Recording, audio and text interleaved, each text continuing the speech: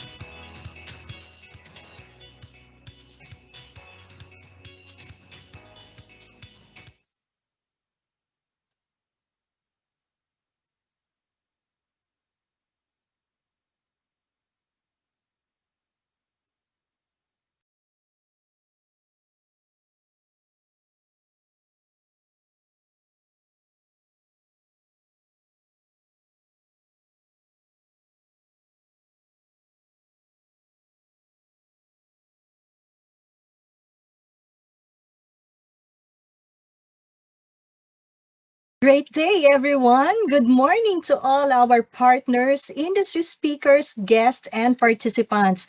We are now on the second and final day of the third Philippine Skilling Summit 2022, presented by the Department of Information and Communications Technology, the Cebu Information Technology and Business Process Management Organization, or CIBO, and Microsoft, powered by Go Philippines. I am Ms. Bel Ravis, your program host for this event. Partnering with us are the following institutions who are dedicated for the success of this event. We have the Emergency 911 National Office and also the ICT Literacy and Competency Development Bureau together with the ICT Digital Learners Project. This month, we are also celebrating the National ICT Month with the theme Spark, Strengthen, Sustain, advancing the Philippine digital agenda. Just a quick recap of yesterday's summit, our first day. We are privileged to have here at the main plenary the following guest speakers. Our welcome remarks are being graced by Miss Maria Teresa Magno Garcia of DICT and also by Mr. Buddy Villasis, the Executive Director of CIBO. Also, we have yesterday Mr. Shubori Dayesh, the Chief Executive Officer of Success Sanse, and also the country director at Parkway Hospital, Singapore, who gave his keynote message yesterday morning. And in the afternoon session yesterday, we have Mr. Carl Yung, the co-founder and Chief Partnership and Strategy Officer of Go Philippines, who walked us through on the Go Philippines development journey. And finally, we have Ms. Maria Lourdes Aquilisan of the ICT for the closing message. All right, so more and more participants are joining us this morning, and today is indeed another wonderful program graced by industry leaders and professionals who will be selflessly sharing with us not only their knowledge but also their significant advices to achieve personal growth and competency in today's demand for technology and digital literacy. So to begin and to officially welcome the program, I am grateful to call our partner speaker who will be welcoming us all today. He is a results-oriented business leader with over 17 years of business management experience. Our keynote speaker or our speaker to welcome us all this morning has great passion for incubating ideas and innovating solutions. He believes in nurturing of ideas and consistent innovation, which led him to transform teams and businesses across various Fortune 500 companies. His core strength includes thought leadership, business strategy, transformation and management, efficient execution of ideas, coaching and mentoring, and development of new talents. His immense passion for problem solving through software led him to venture into local and international entrepreneurial initiatives that includes establishment of startups from the ground up. His exposure to hiring of talents and working on novel solutions such as augmented reality, mobile apps, education portals, then up to productizing, branding, and marketing has provided him with rich experience that is required to successfully run and manage complete end-to-end business. Let us welcome the Chief Marketing and Operations Officer of Microsoft Philippines, Mr. Abid Zaidi.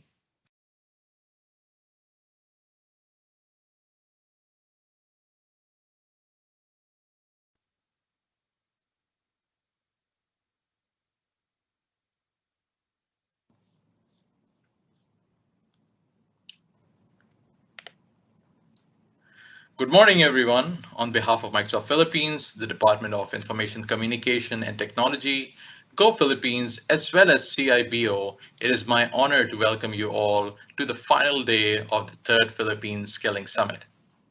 Whether you joined us to upskill for your current position, gain new skill for a career move, or just to satiate your curiosity, I applaud you for being with us these past 2 days.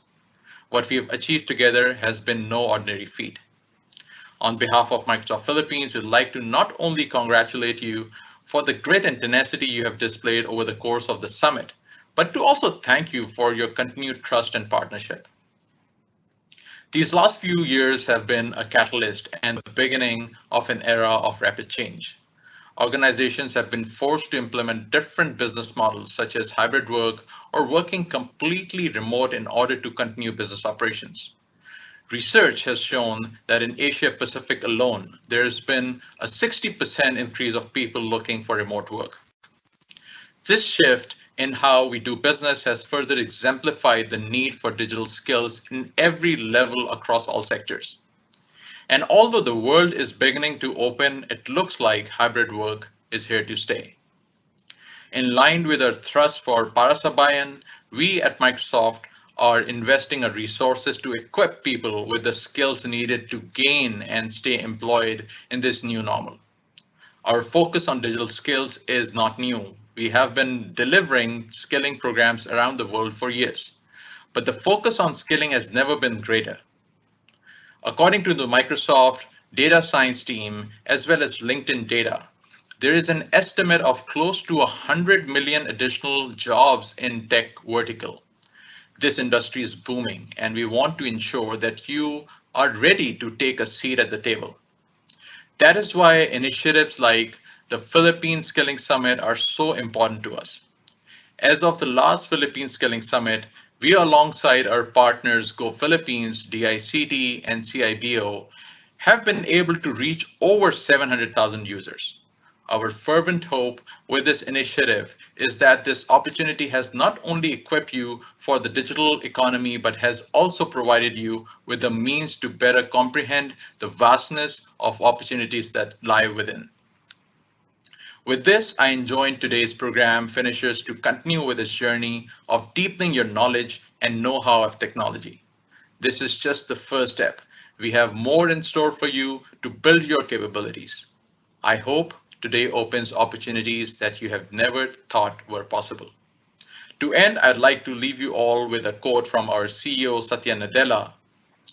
You renew yourself every day. Sometimes you're successful and sometimes you're not, but it's the average that counts. Thank you very much and a fruitful day to all.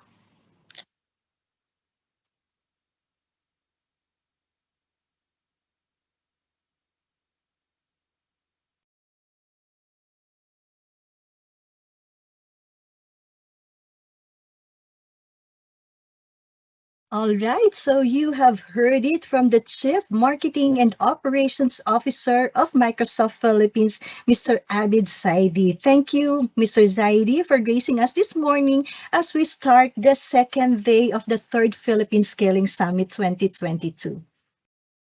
All right, so moving on, we have invited industry leaders who will be sharing with us their expertise on emerging technology processes, improved educational structure, and viable digital transformation through the education tracks that you can attend based on your chosen topic and relevance to your interest and background. But before that, we'll be hearing significant information and at the same time set everyone for the succeeding learning sessions. It is my pleasure to introduce our keynote speaker for today. She is one of the key leaders of Microsoft Philippines and also a highly acknowledged professional with unfailing support to this kind of conferences that is geared towards global digital advancement. Help me welcome the Public Sector Director of Microsoft Philippines, Ms. Joanna Rodriguez. Hi, Ms. Joanna. Good morning, ma'am. Hi, good morning. You can hear me okay? Yes, ma'am, I can hear you well. We can hear you well. And good morning sa lahat na nandito ngayon sa ating Philippines Skilling Summit.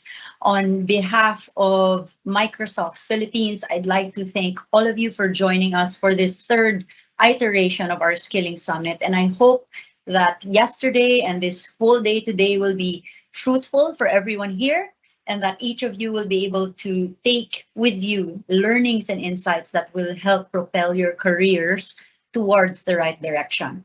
I would also like to take this opportunity to thank Go Philippines, DICT, and CIBO. The impact of this initiative has been overwhelming, and we are humbled by the trust and partnership that you have afforded Microsoft. We are excited by the opportunities to impact even more lives together in the years to come.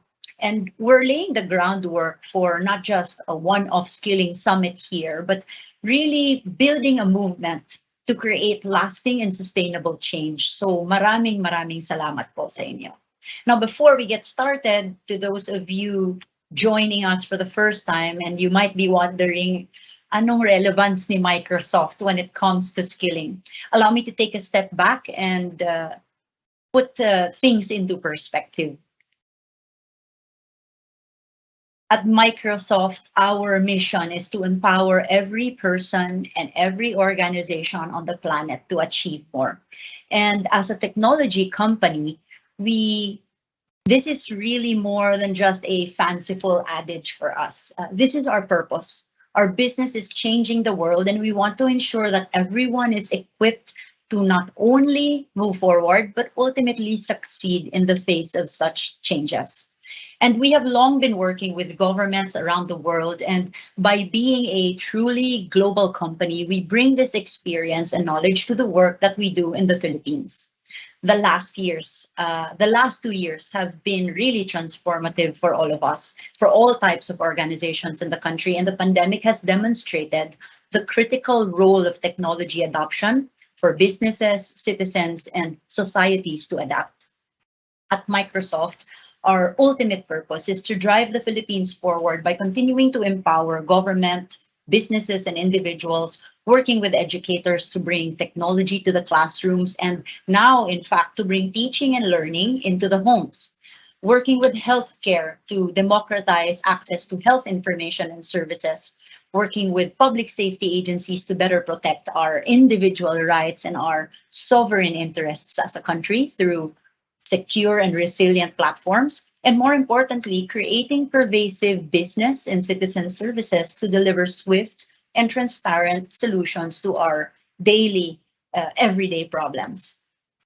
Now, locally at Microsoft Philippines, we've embraced the adage para sa bayan, as mentioned by my colleague Abid, as our guiding principle in the ways that we work and conduct our business. In essence, this vision was founded on the goal of making an impact on the lives of 25 million Filipinos. And we're making this real through 4 strategies of working with the private and public sectors to support digital transformation journeys of every size and shape of organization in the country, building partnerships for responsible innovation, enhancing employability and competitiveness of the country through retooling and upskilling of various communities, and applying technology solutions to help mitigate the impact of disasters and enhance our country's ability to respond to them.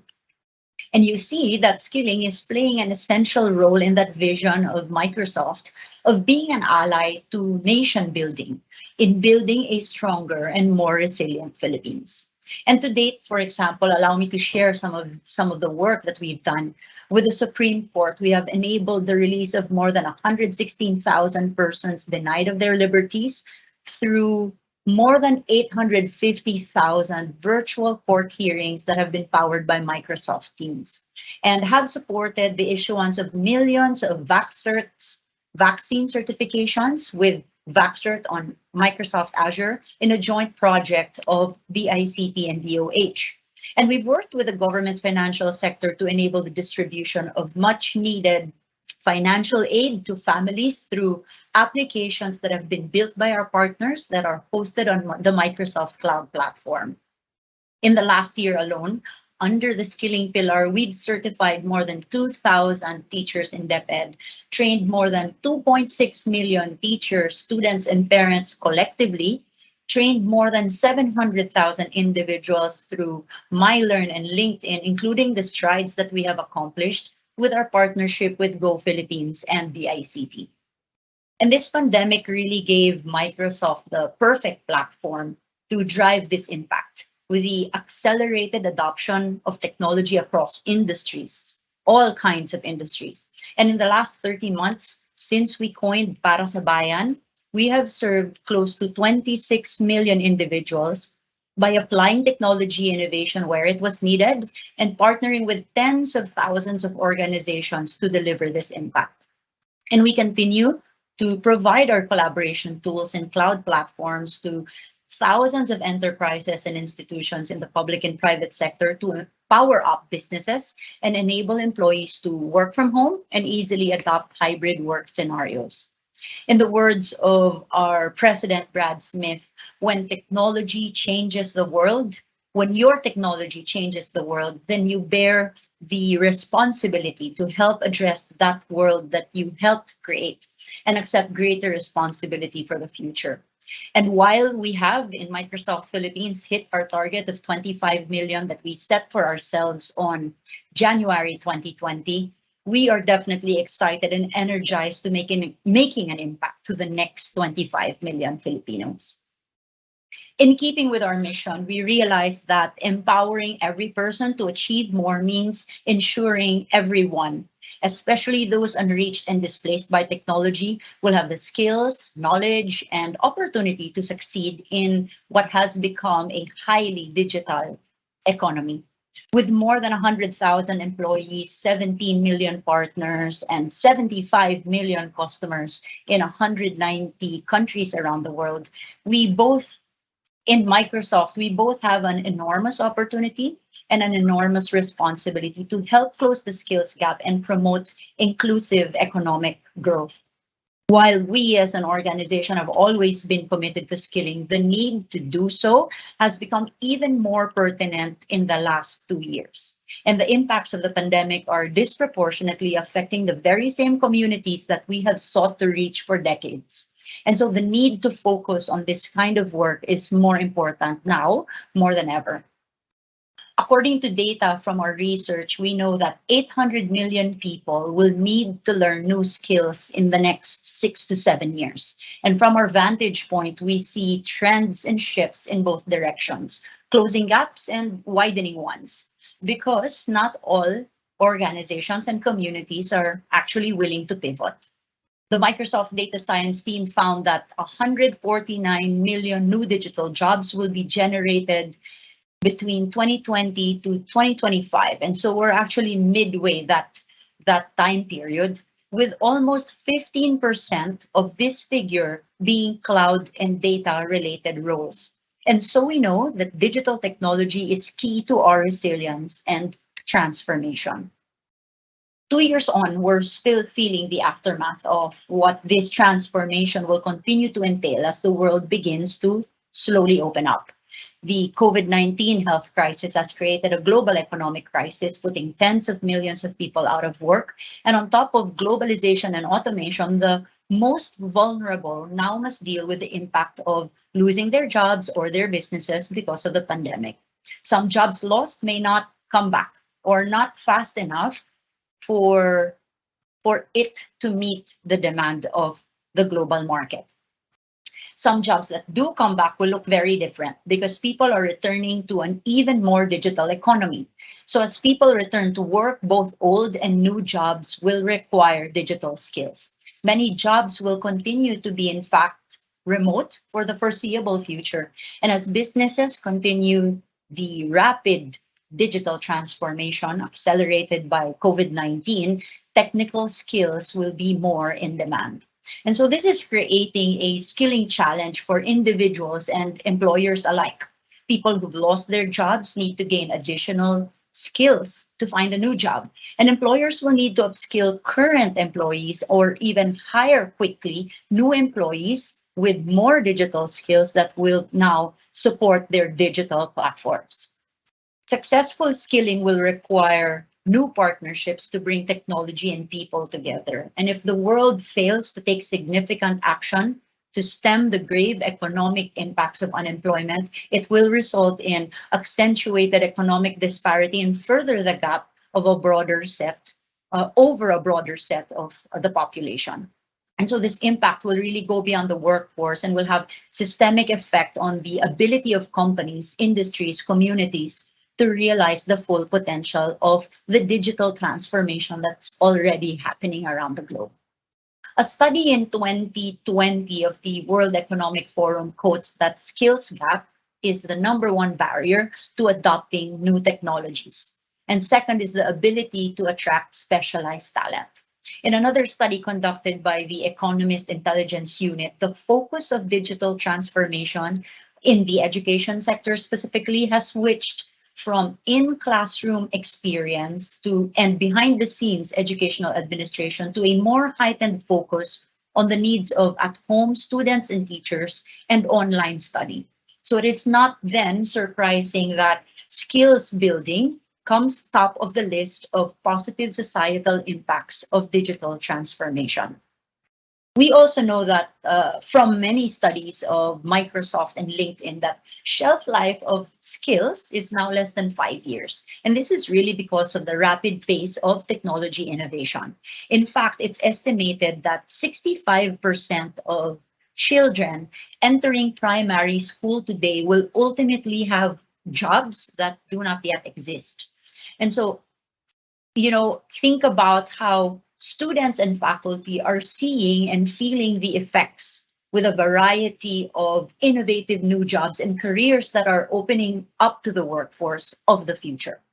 These new careers, while they pose exciting opportunities, also give us a bit of an apprehension about how to prepare for them and be successful in these new roles that are cropping up. Higher education and all industries for that matter need to prepare learners for this reality. They need to prepare them for a world that doesn't exist yet. And this dynamic world of work and more complex industries and markets that are powered by technology is fueling the demand for new approaches of learning. And the case for digital acceleration has never been more urgent. Businesses we've seen, small and large, will have to continuously redesign and refine the way they work, the way they transact with customers, the way they build systems of support, while ensuring the affordability and constant availability of their products and services. And this can be achieved by imputing tech intensity and skilling into everything. How we support our citizens, how we connect with our employees, how we are using technology to create and maintain meaningful human connections. All of this is undergoing a huge change, and fundamentally, we are now moving from a mobile and cloud era to an era of ubiquitous computing and ambient intelligence. And our CEO, Satya Nadella, recently said that we're entering an era which will experience more digitization in the next 10 years than it has over the last 40 years. And so in response, we at Microsoft have fortified, our commitment to closing the skills gap. And this takes form in us empowering people with access to skill building content and curriculum, work-based learning opportunities, the chance to gain recognition or credentials for the skills that they've learned, that they've earned. It means engaging partners to help us institutionalize these endeavors to achieve a greater and more sustainable impact. And it means using our position as a leading global technology company to help advocate for policies and action that will diminish the skills gap and help more people have the opportunity to gain the skills that they need to succeed. Now, we know that global skilling will require thoughtful and a multifaceted approach. And so we use technology to help people develop new skills, leveraging on innovative online and technology-based training and platforms to achieve our scale, but also focus on a broad set of skills. Because while tech skills are paramount, we also skill on the responsible use of technology and support individuals in gaining the soft skills that they need to find a new job. Now, taking all of this into consideration, we at Microsoft came up with a comprehensive framework that pulls together our different resources across three companies, Microsoft, LinkedIn, and GitHub.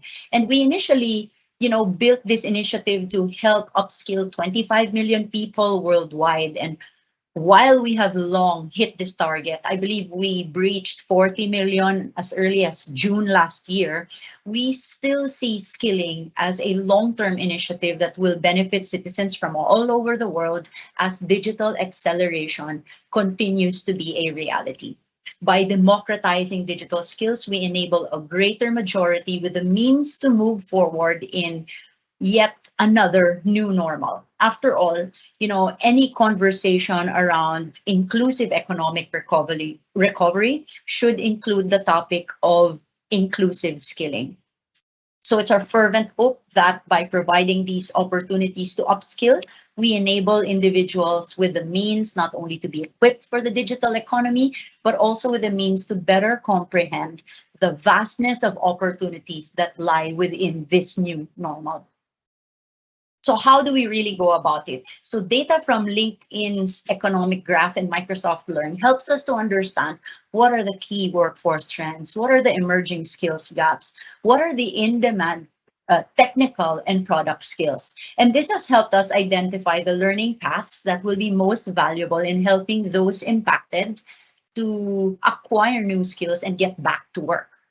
But not only are these learning paths identified as high demand, they also have the greatest number of job openings now, have had a slow and steady growth over the last 4 years, and more importantly, can be obtained by reskilling without a 4-year degree. And we're also providing insights, valuable labor market data, and we work with governments and policymakers around the world to tell them what the top jobs are in given localities, what the top skills are in a given region, who are the top employers in that locality or region. And these insights will be made available to the decision makers to help them make impactful decisions toward economic recovery. In fact, just to share with you, we have been having conversations with the Department of Trade and Industry and the Bureau of Investment on how to support the skilling of our MSMEs in the country, varying in content, really based on their IT maturity of the hundreds of thousands of micro enterprises that we have in the Philippines. Now, based on this data, we created a collection of free learning content across LinkedIn Learning, Microsoft Learn, and GitHub. And up to August 2022, LinkedIn Learning will share a free library of high-quality training learning paths to help job seekers learn the skills for 10 of the most in-demand roles like digital marketer, project manager, data analyst, and software developer. Microsoft Learn, which is also an online platform that helps people learn Microsoft products and technologies, will continue its free access now and into the future. And it's also this interactive, self-paced, step-by-step content that can help job seekers advance their technical skills while preparing for role-based Microsoft certifications. Finally, GitHub Learning Lab will continue providing its demonstration-based modules for free so that job seekers in development, in software development, can practice their skills by creating compelling and fun, realistic projects. So for each of these 10 roles, job seekers will have access to rich content from LinkedIn Learning library, and all taught by industry experts and instructors, allowing the job seeker to move through the content with ease and demonstrate their learning with a certificate of completion. All of these courses that are normally accessible only through paid membership or subscriptions is being made available at no cost until August 2022, until we, Microsoft, LinkedIn, and GitHub, announce our new skilling initiative as well. While Microsoft Learn does, in fact, also have thousands of available technical content, these 3 curated training tracks have the highest demand across all industries, not only globally, but also in the Philippines. So something that you might consider as you think about how to proceed with your learning journey after today's summit. Job seekers who have completed LinkedIn Learning Pathways or are interested in engaging technical skilling and certification on Microsoft technologies will also be able to easily access rich content from Microsoft Learn that's aligned to technical role-based learning paths. And with industry certifications, you'll have the opportunity to update your LinkedIn profile and increase your opportunities to attract recruiters and potential employers for job opportunities. Some good news, some extra good news for the students in this summit. Not only are we providing the learning paths for free for you, but we're also making a commitment to providing certifications for free to kickstart your tech career. So do visit the site that is here on this slide for more information.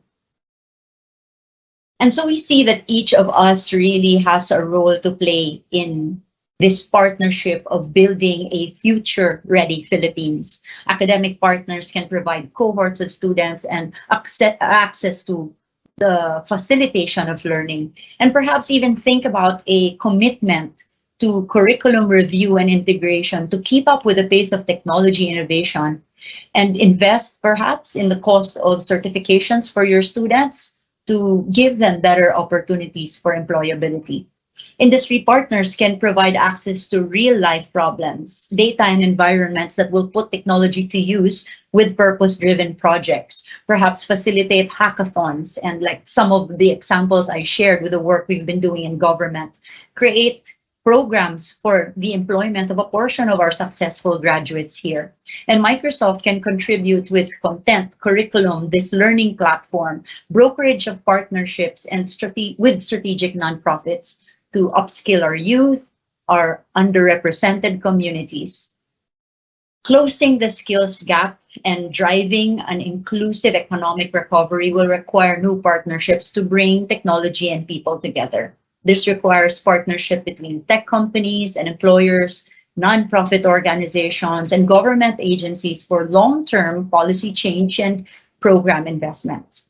By collaborating and bringing our strengths together, Microsoft and all of our partners here today can enable learning and skilling journeys of individuals and institutions. And together, we can build a workforce ready for the jobs of today and of tomorrow. To close off, allow me to share the value that underpins our culture and purpose at Microsoft, the growth mindset. Created by Stanford psychology professor Carol Dweck, it defies the idea that smarts and abilities are static and predetermined. Instead, her theory proposes intelligence and skills are developed and nurtured over time, given the right environment and encouragement.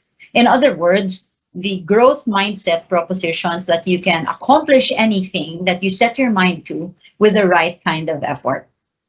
In business, it encourages employees to improve themselves, and it doesn't pigeonhole people with preconceived notions of what they can or cannot do.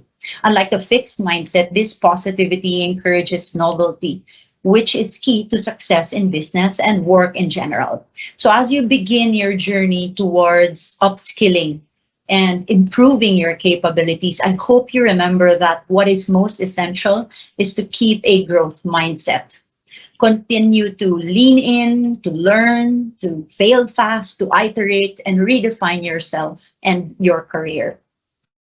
With that, I would like to once again thank you all for the time that you have shared with us today. I wish you all a productive summit ahead. Magandang umaga po sa inyong lahat.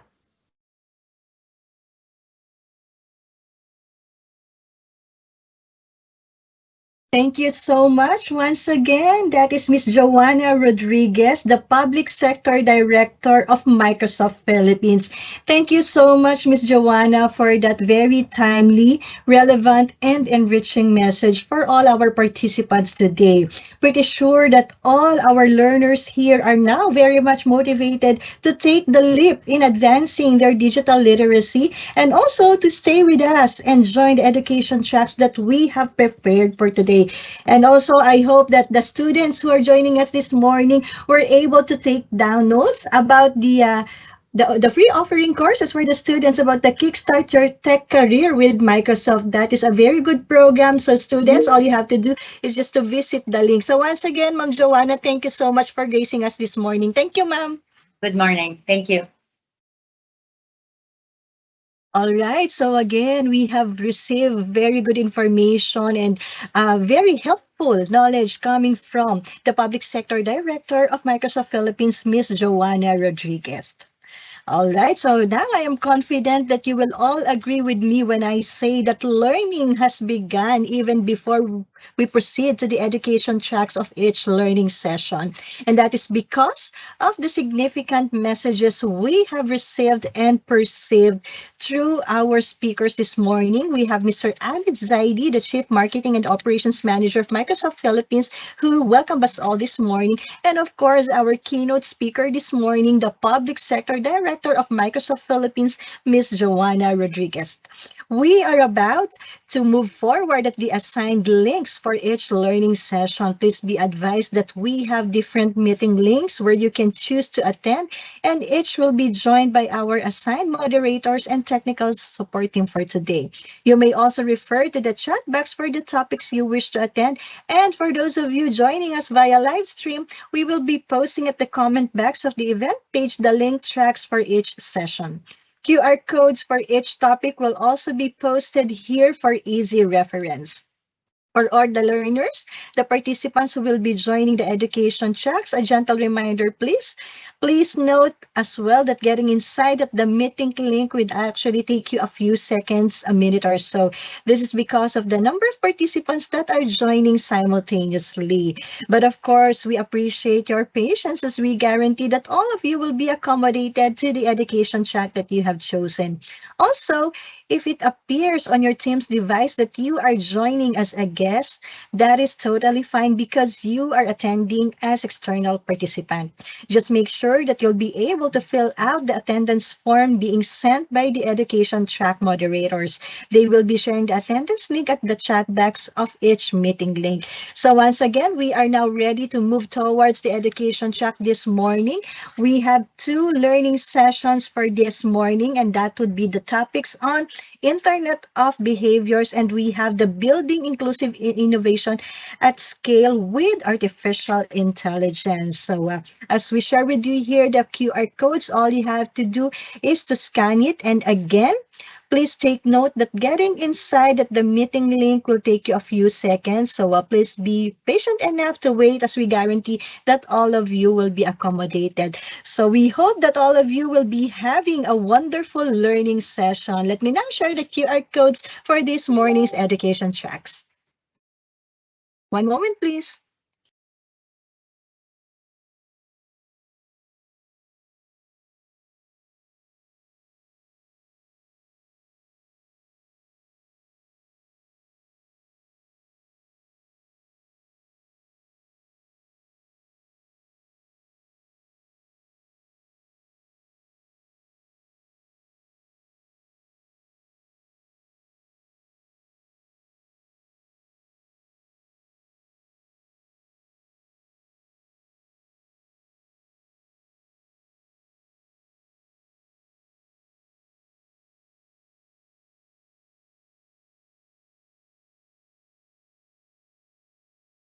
There you go. I hope our attendees here at the main plenary are seeing the QR codes for the education track on Internet of Behaviors and our education track for the Building Inclusive Innovation at Scale with Artificial Intelligence.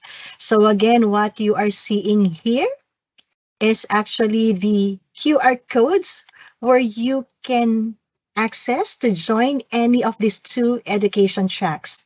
All right, so again, we request everyone to have a little bit of patience in getting inside the meeting link because we have a number of participants joining simultaneously. Also, we guarantee that each one of you will be accommodated to the education track that you have chosen. We highly encourage as well all our participants for each education track to stay and actively engage in the meeting link you have joined to fully maximize the topic and learn from our invited resource speakers. So I'll be coming in here at the plenary from time to time to give you updates and announcements. Meantime, what we want for everyone is to check the comment box for the meeting link or to scan the QR code you are seeing here at your screen to join our education track for the Internet of Behavior. Our resource speaker there is Mr. Christopher Lozano, and we also have the Building Inclusive Innovation at Scale with Artificial Intelligence. Our resource speaker is Ms. Noelle Silver. So once again, those of you, we have hundreds joining us here at the main plenary. You may now start joining the meeting link or scan the QR code you are seeing at your screen for you to join our education track this morning. So once again, if it appears on your team's device that you are joining as a guest in the education track, that is totally fine because you are attending as external participant. Just make sure that you'll be able to fill out the attendance form being sent by the moderator of the education track you are joining. They will be sharing the link for the attendance form at the chat box. So just check the chat box, look for the attendance link, and then fill out the required information. And that will guarantee your certificate of participation if you were able to fill out the attendance form. So once again, we encourage you all to stay and actively engage in the meeting link or education track you have chosen. I will be seeing everyone again here at the main plenary later after the morning session and the lunch break. Please be reminded that we have another set of education tracks in the afternoon, but for now, you may enjoy and learn more from the two education tracks this morning. So keep scanning now. Just scan the QR code or check your meeting link or check your chat box for the meeting link and join now our learning session. We hope that you'll be having a great and wonderful learning experience with our resource speakers for this morning. Thank you, everyone. I'll see you all again in a bit.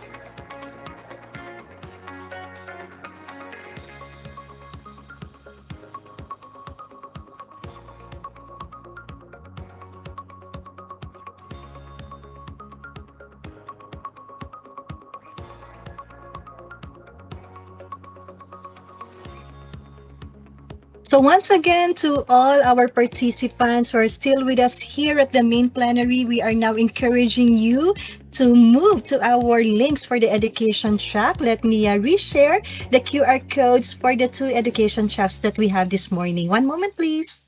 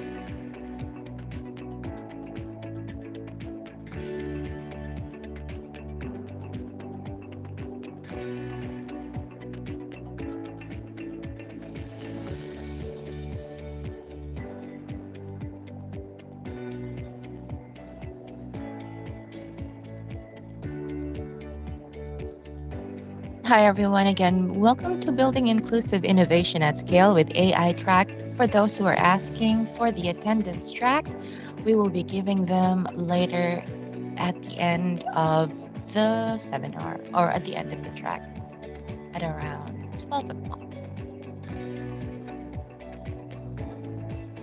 Hi, Noel. Good morning. All right.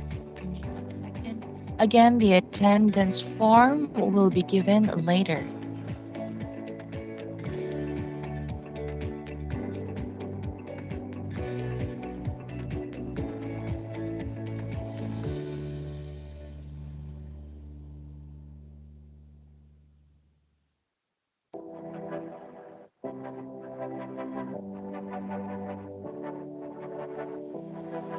All right. Yes, we found you, Noel.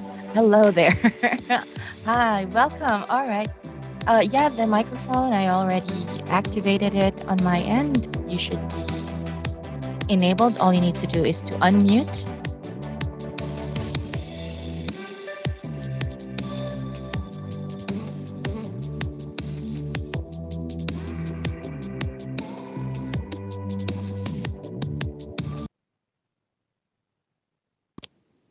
Right. The microphone is enabled here on my end. It's working, but I'm just reading your lips. You can turn on your mic for a sec, for a quick sec. You're all right. 1 second. Uh, all right. Yes, please go ahead. You should be unmuted though. All right. Okay, everybody, welcome, welcome. Welcome to to day 2 of the Philippine Skilling Summit 3.0. Give me 1 second. All right. And while we're waiting for our speaker to come back, all right, there is no attendance in the plenary. Everything will be given later on. This is to make sure that everybody has their own learning and to make sure that you guys are just not, signing up the form and then leaving. We want to make sure that you guys have learned something and you have knowledge to back up the certificate that you will be getting. All right. So, welcome, welcome. And this is again building inclusive innovation at scale with AI Track for the third Philippine Skilling Summit 2022, powered by Microsoft, the Department of Information and Communications Technology, DICT, Cebu's Information Technology and Business Process Management Organization, or CIBO, and Go Philippines. All right, so I think all right, let's go ahead and check out if our speaker is back in. All right. Okay, you should be a presenter now, Noel. Yes. All right, you're a presenter now, but your mic is still I'm muted. here. Oh, yes, you are. Yes, Awesome. it's good. Hello, everyone. Hello, hello. All right. Okay, so in response to industry needs and the impact of globalization on education, the Future Tech Summit 2022 will create a platform to reform education, upsurge technical skillings trails, and better equip youth in the Philippines, Malaysia, and Sri Lanka for the future of the world. The summit will serve as a forum for all stakeholders from academia, industry, and government to discuss and reevaluate their innovation goals and strategies to adapt the technologies today for tomorrow's success. Again, my name is Tiffany. I'm an e-learning content developer of gophilippines.org. I will be your moderator for this session. With me is Lena. Her name's Maria Lena, and she's one of the trainers for our programs here in Go Philippines. She will be assisting and answering your questions if you have any. So we will have an experience sharing and question and answer session after the topic is finished at around 11:30 a.m. Then we have to go back to the main meeting room after lunch at 12:30 to 1 o'clock for the afternoon events. So in this seminar, we will be adding a fun little question and answer for the participants at the end. So please take note of what you have learned. We will be asking you at the end. All right. So there you go. What should we expect from building inclusive innovation at scale with AI track? So our speaker will be talking about uh, real, tangible use cases for leveraging artificial intelligence and applied machine learning models to solve problems that affect everyone. We will be walking through what it takes to build software that serves more people by creating inclusive teams that are empathetic and courageous. Our speaker this morning is Miss Noelle Silver. Noel is a multi award winning technologist and entrepreneur who specializes in helping companies with emerging technology, cloud, AI, and Web 3.0. She has led teams at NPR, Microsoft, IBM, and Amazon Alexa, and is a consistent champion for public understanding of the ethical use of AI and tech fluency based on her work building some of the largest AI models in the world. She's the founder of AI Leadership Institute and is an AI executive at IBM. She teaches women and people of color how to use the power of technology and influence to achieve success in business and in life. She was recently awarded the Microsoft Most Valuable Professional Award for Artificial Intelligence, as well as VentureBeat's Women in AI Responsibility and Ethics Award. Again, if you have any questions about the topic, write them down, hold on to them. We will have enough time for question and answer later. All right, without further ado, Miss Noel, please go ahead. Wonderful. Thank you so much for that amazing introduction. Hello, everyone. All right. So I asked a question in the chat because I wasn't sure if you were all of my friends from yesterday or just a few, but I see 5 of you have said that you saw this. Well, here is the good news and the bad news. Yesterday's session was so fun. Some of you were here. We talked all about applied AI. Many of the concepts are very much the same. Hello, good to see you again. Many of the concepts are the same, but we are today going to talk about something completely different. So this is less of yesterday we were talking about low code, no code approach to using artificial intelligence. I think we recorded it, so maybe you can go back and watch it. It was a super fun session. I also put my link in the chat for LinkedIn. It is the best way to stay connected. I am an executive at IBM. I also have a company called the AI Leadership Institute that I'm very passionate about. And if there's anything that I can do to help you, these 2 hours are meant to be only the beginning of our professional relationship. I give these talks a lot, but I also have lots of links and references and tutorials. Oh, wonderful. I'm glad you can hear. It's some can hear. Oh, good. All right. Awesome. Thank you, Maria. Thank you, Jestel. Okay. So everyone hopefully can hear me. And don't worry, because I had a little bit of trouble with my own mic coming in. So that's great. Thank you. Okay, good. Glad to hear everybody is great now. So wonderful to see you this morning. I am actually yesterday when I was doing the presentation, I was coming to you from Weston, Florida, South Florida. I have since gotten on a plane and flown to New York City. So I'm now in New York City. I'm so tempted to show you my view because I could see all of the, New York building things that they say you only see in the in a postcard. It's really beautiful. Super excited to be here. I am speaking tomorrow at the Everyday AI conference held by Data IQ, which is just another company that provides data services and AI services in the world. So we will be, taking the next hour and a half or so to walk through something. Now, here's something very exciting. I've only ever taught this content one other time. So you will be, hello, good to see you. Maricel, good to see you. Wonderful to see all of you. This is so awesome. I feel like I'm with my friends. So today I'm going to talk to you about, let me actually go ahead and share my screen to give you something else to look at other than me. Here we go. Screen number 1. I hope I can keep seeing the chat. Okay, we'll see what happens. So I'm going to share my screen here. Okay. I hope you can. Oh, there we go. I think I can see my screen. Now you maybe can see my screen. Please let me know if you can see my screen. Someone drop it into the chat that you can see. You'll see yourself right now. But this would be the slides, responsible AI at scale. Hopefully someone can let me know that you see me. I think it's fine. Yes. Oh, the slides are up.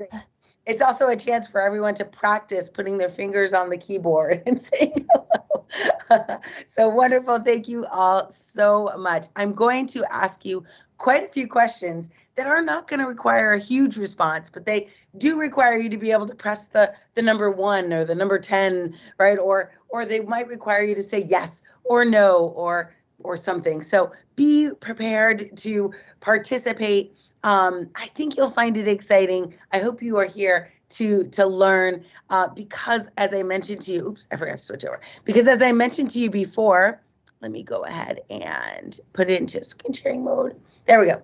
As I mentioned to you before, this content I'm about to share with you is actually one, it's very new, but it's also only been reserved for one other audience. So it's very special and will set you apart from an understanding. It's something that we've only delivered to one of our best customers at IBM. So this, I always like to start, for those of you who don't know me, I always like to start my sessions by introducing myself and why I do what I do. These are my humans.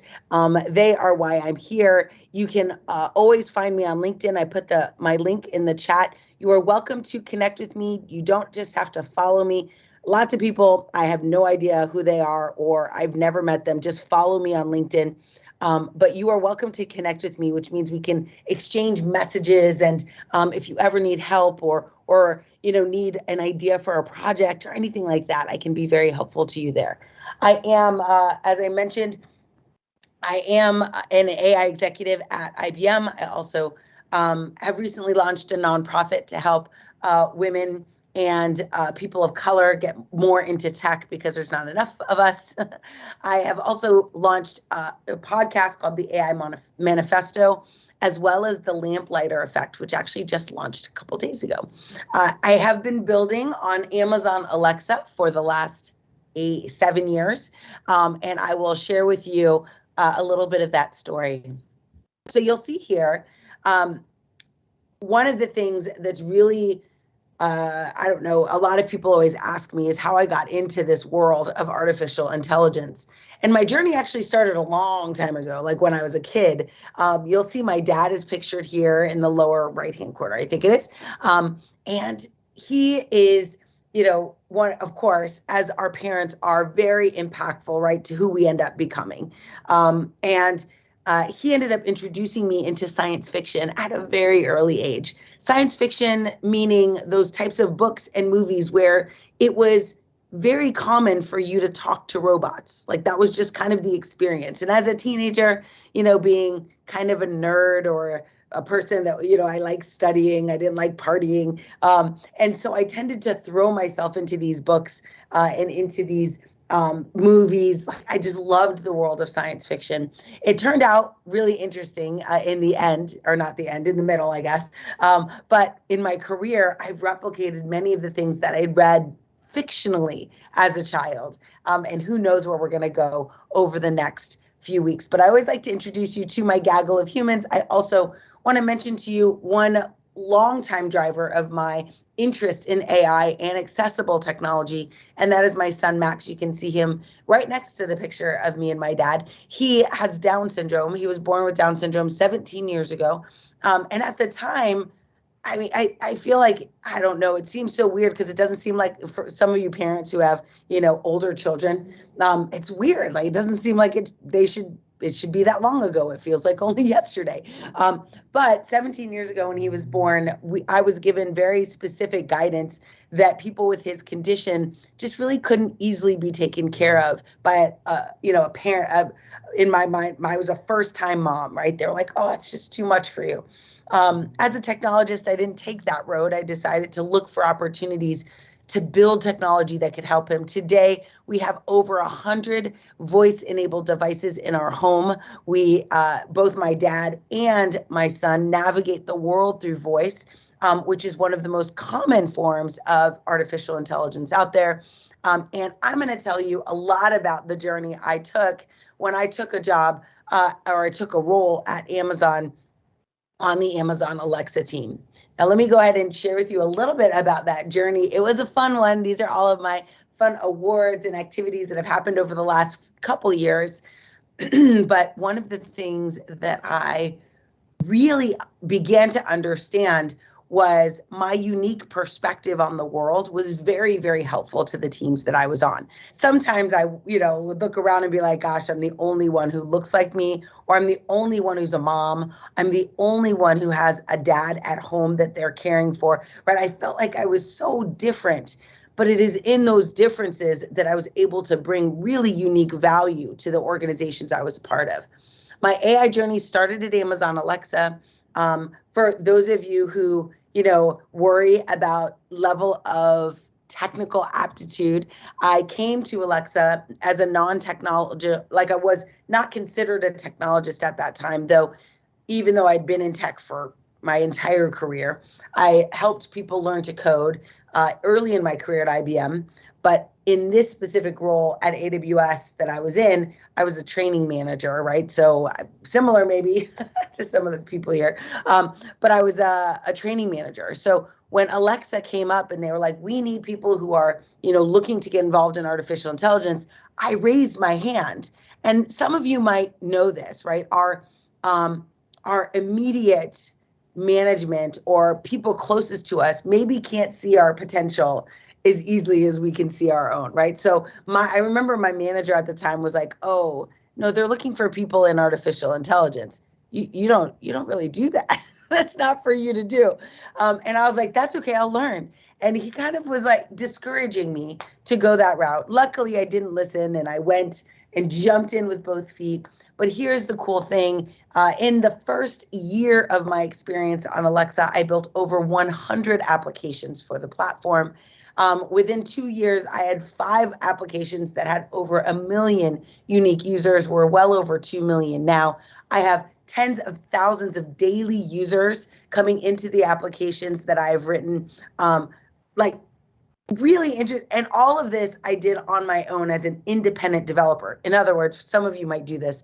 I wrote my code on the nights and weekends. I learned to code on nights and weekends. My day job was not super technical, but my interest in this technology, especially to help my son, really elevated my interest. Now, lots of things happened at Amazon Alexa it was interesting to be part of a product. It made me very unique in the space, right? To be part of a product that when you started it, no one knew it would be successful. And by the time I left 4 years later, it was a household name. Like very rarely does that happen in your career where you get to be part of that. Well, I after my time at Amazon, I was recruited by Microsoft to come, and you can see here my MVP stamp. And I also have a Ninja Cat, which is part of Microsoft's kind of personas, right, for technologists. But I joined Microsoft to do a very similar thing to what I did at Amazon, right? So at Amazon, we went from about 1,000 beta testers to over 100 million homes. And in doing that, right, that is literally scale. We did that within 4 years, 5 years maybe, but still incredible. And we're only in our 6th year now. We're about to be 7 this year, right? So huge growth in such a short time for an AI model that when we first started building it, we weren't really sure if it was going to do very well. Super surprising. So then I went to Microsoft and had a very similar endeavor, right? My job was to help 17 research models become production models. In other words, they were little projects I shouldn't say little, they were projects in R&D that Microsoft wanted to put into production and democratize, make available to the world. And so, of course, I was super excited to do that. And in doing that, I took these models from maybe 100 calls per month to billions, B with a B, like not millions, billions of calls per month, massive scale. And I will tell you, it's better if you are intentional when you build models that scale this big. It's better when you ask certain questions. And so the next hour and a half or so, I'm going to walk you through kind of this concept that we've come to know as responsible AI at scale here at at IBM, as well as at the AI Leadership Institute that I lead. This is the baseline understanding that's necessary, in my mind, for all leaders to have a good understanding of what's needed to move into an AI project. Now, as we go through, we might have some questions. Please feel free to drop them in the chat. I can't see the chat right now, but I will hop back and forth as we go through to make sure that I can answer any questions that come up. What you'll see here is there's basically 3 things that we think about when we're thinking about leading AI projects. Excuse me. Hold on one second. One of them, and it's actually interesting that it's the most important, is the culture of your company and the way you manage your talent. Interestingly enough, the number 1 ingredient for a successful scalable model is the team that builds it. I think it's actually awesome because we're the team, right? You and I in this room, we are the people who will build these things, not necessarily build them from scratch. Not all of us are, data scientists and research scientists, but we will be part of these organizations. It's why you're taking this training. AI, every company is implementing it. So they're going to need teams that have a variety of perspectives. And when I say that, well, we'll get into it, but there's a lot of opportunity in understanding how these diverse perspectives work. The second thing, which is what we're going to focus on, is the data framework, right? So the first thing is the company, it's why I have a podcast called the AI Manifesto. A company has to launch an intention to build responsible AI. That has to be the first thing they do. They have to say, we are interested and we recognize that AI is a socio-technology change within a company, and there's things we need to do to prepare the workers in our company to do this well. Once you've done that, you then need to figure out, okay, how do we build this stuff? This is probably the most fun. We call it the garage method, and it's how you build projects at scale to discover what's working, what's not working, and go very quickly. And then finally, we make sure that there's a common thread going through.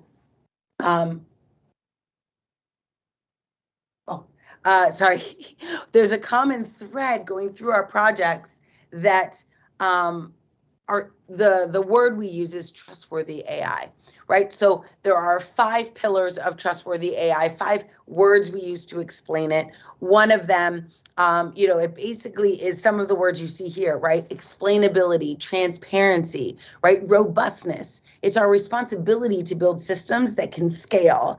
And so we'll talk about that. We'll also talk a little bit about bias, right? And how important it is to understand what that bias looks like as you're building systems that affect or can be used by billions of people. It's a very different world today. Like, years ago when we built a mobile app or a web app, we kind of could figure out, who was going to talk. Like, we would have an idea, a rough idea of who would be using our application. We'd even build personas, right, to go after and market our application to. When we build AI solutions, that's not necessarily the easiest way to go. It's certainly not necessarily the most important thing to think about, because honestly, when you build an AI solution, it's very likely that you will start to get people using that system that you never intended. And that's my hope by the end of this talk today, is that you'll understand these 3 pieces and how they work together, but most importantly, how to set a bigger intention when working on projects so that when you start using AI, which you will, no matter what project you're on, AI will be a part of it, whether you know it or not, today, or whether you set an intention today. But if you do set an intention, you can ask better questions and build a product that serves more people. Most importantly, doesn't harm people, which I think is probably one of the saddest disadvantages of an artificial intelligence solution today, is that we don't realize that AI can be harmful to people, even if our intention is to create products that help. We can accidentally hurt people with artificial intelligence, which is so interesting. So let's talk a little bit. I'm just going to flip back and make sure we are good. Let's talk a little bit about talent and organizational change. Basically, there are 3 vectors of trust. Now, this is really great. Maybe note to self. Remember, I'm going to give you a couple of tips for things at the end. We're going to ask you, what did you learn? Right? I'll yell out a couple things that you can write down that maybe will be helpful so that you have something to say at the end. Right? So here's one note to take about organizational change and talent within an AI company. One of them is the 3 vectors of trust. When you're building a new project, and many of you will be doing this many times, I've gone through this cycle, I don't know, 1,000 times in my career, right? And it's really important that you are able to identify the people that need to trust in the success of that project. That 3 vector of trust, kind of that triangle, is, of course, first, the stakeholders. You need to be able to educate and consistently inform all of the stakeholders about not only what you're doing, but how it's being successful. So I don't know if you know this, but Gartner recently released a statistic that said that after interviewing hundreds of executives, they found that 90% of AI projects were perceived as failures. And the reason for that, at least this is my, perspective, all of these opinions are my own. But in my opinion, I have realized that many of those failures were because we didn't do a great job at the beginning of these projects in identifying the business outcome that they would serve, right? We didn't say, I'm going to have a 20% increase in productivity, or a 13% decrease in cost, or a 15% throughput of more customers to the funnel of whatever we're building, right? We never attached that tangible number, and AI is the best at those numbers, right? It works the best when it's got this goal that you are measuring to. And so creating a mechanism, for capturing, that's another secret sauce of a successful AI project, is measure its success, identify its goal, measure its success, and communicate that success to stakeholders. The other thing is the experiments themselves. How are you going to consistently start experimenting to get as close to that goal or even exceed that goal as possible? And we'll use an example in just a second. And then finally, your goal, right, one trust aspect of building AI projects is that you set an intention to augment human intelligence, right? You're not setting an intention at IBM and Microsoft, who are very close partners today in this area. We are not looking to replace human intelligence in the enterprise. We are actually looking to help humans do a better job, move faster, right? Make better decisions, help customers do more than they've ever been able to do before. One of the biggest, concepts that we think about when it comes to talent is really recognizing that AI is not a technical or solely technical solution. AI is different. It's different than software engineering. It's different than building web apps or mobile apps or even Alexa skills, right? It's different because it's a socio-technology solution. The best AI has people who care about the human interaction and human outcome, right? Improving the ingenuity of the user. It is different. Obviously we should always be customer obsessed and customer focused, but in AI, it's tied to the success of that project. So it's a lot more important.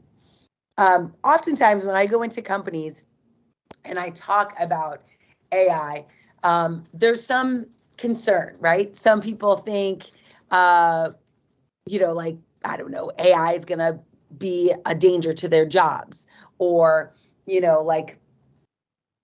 I don't know, there's fear associated with the use of artificial intelligence. Well, I'm going to share with you a little bit about the relationship between humans and AI. If you look at, we're looking at a cross section of AI novelty, in other words, things that are new and cool, and what has to change.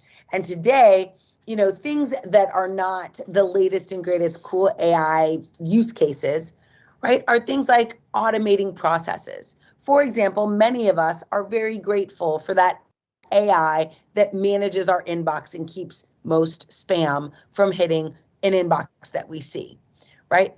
Many of us are very happy to go into Microsoft PowerPoint, and now they've got AI infused within PowerPoint to give us design ideas about what a good PowerPoint presentation might look like.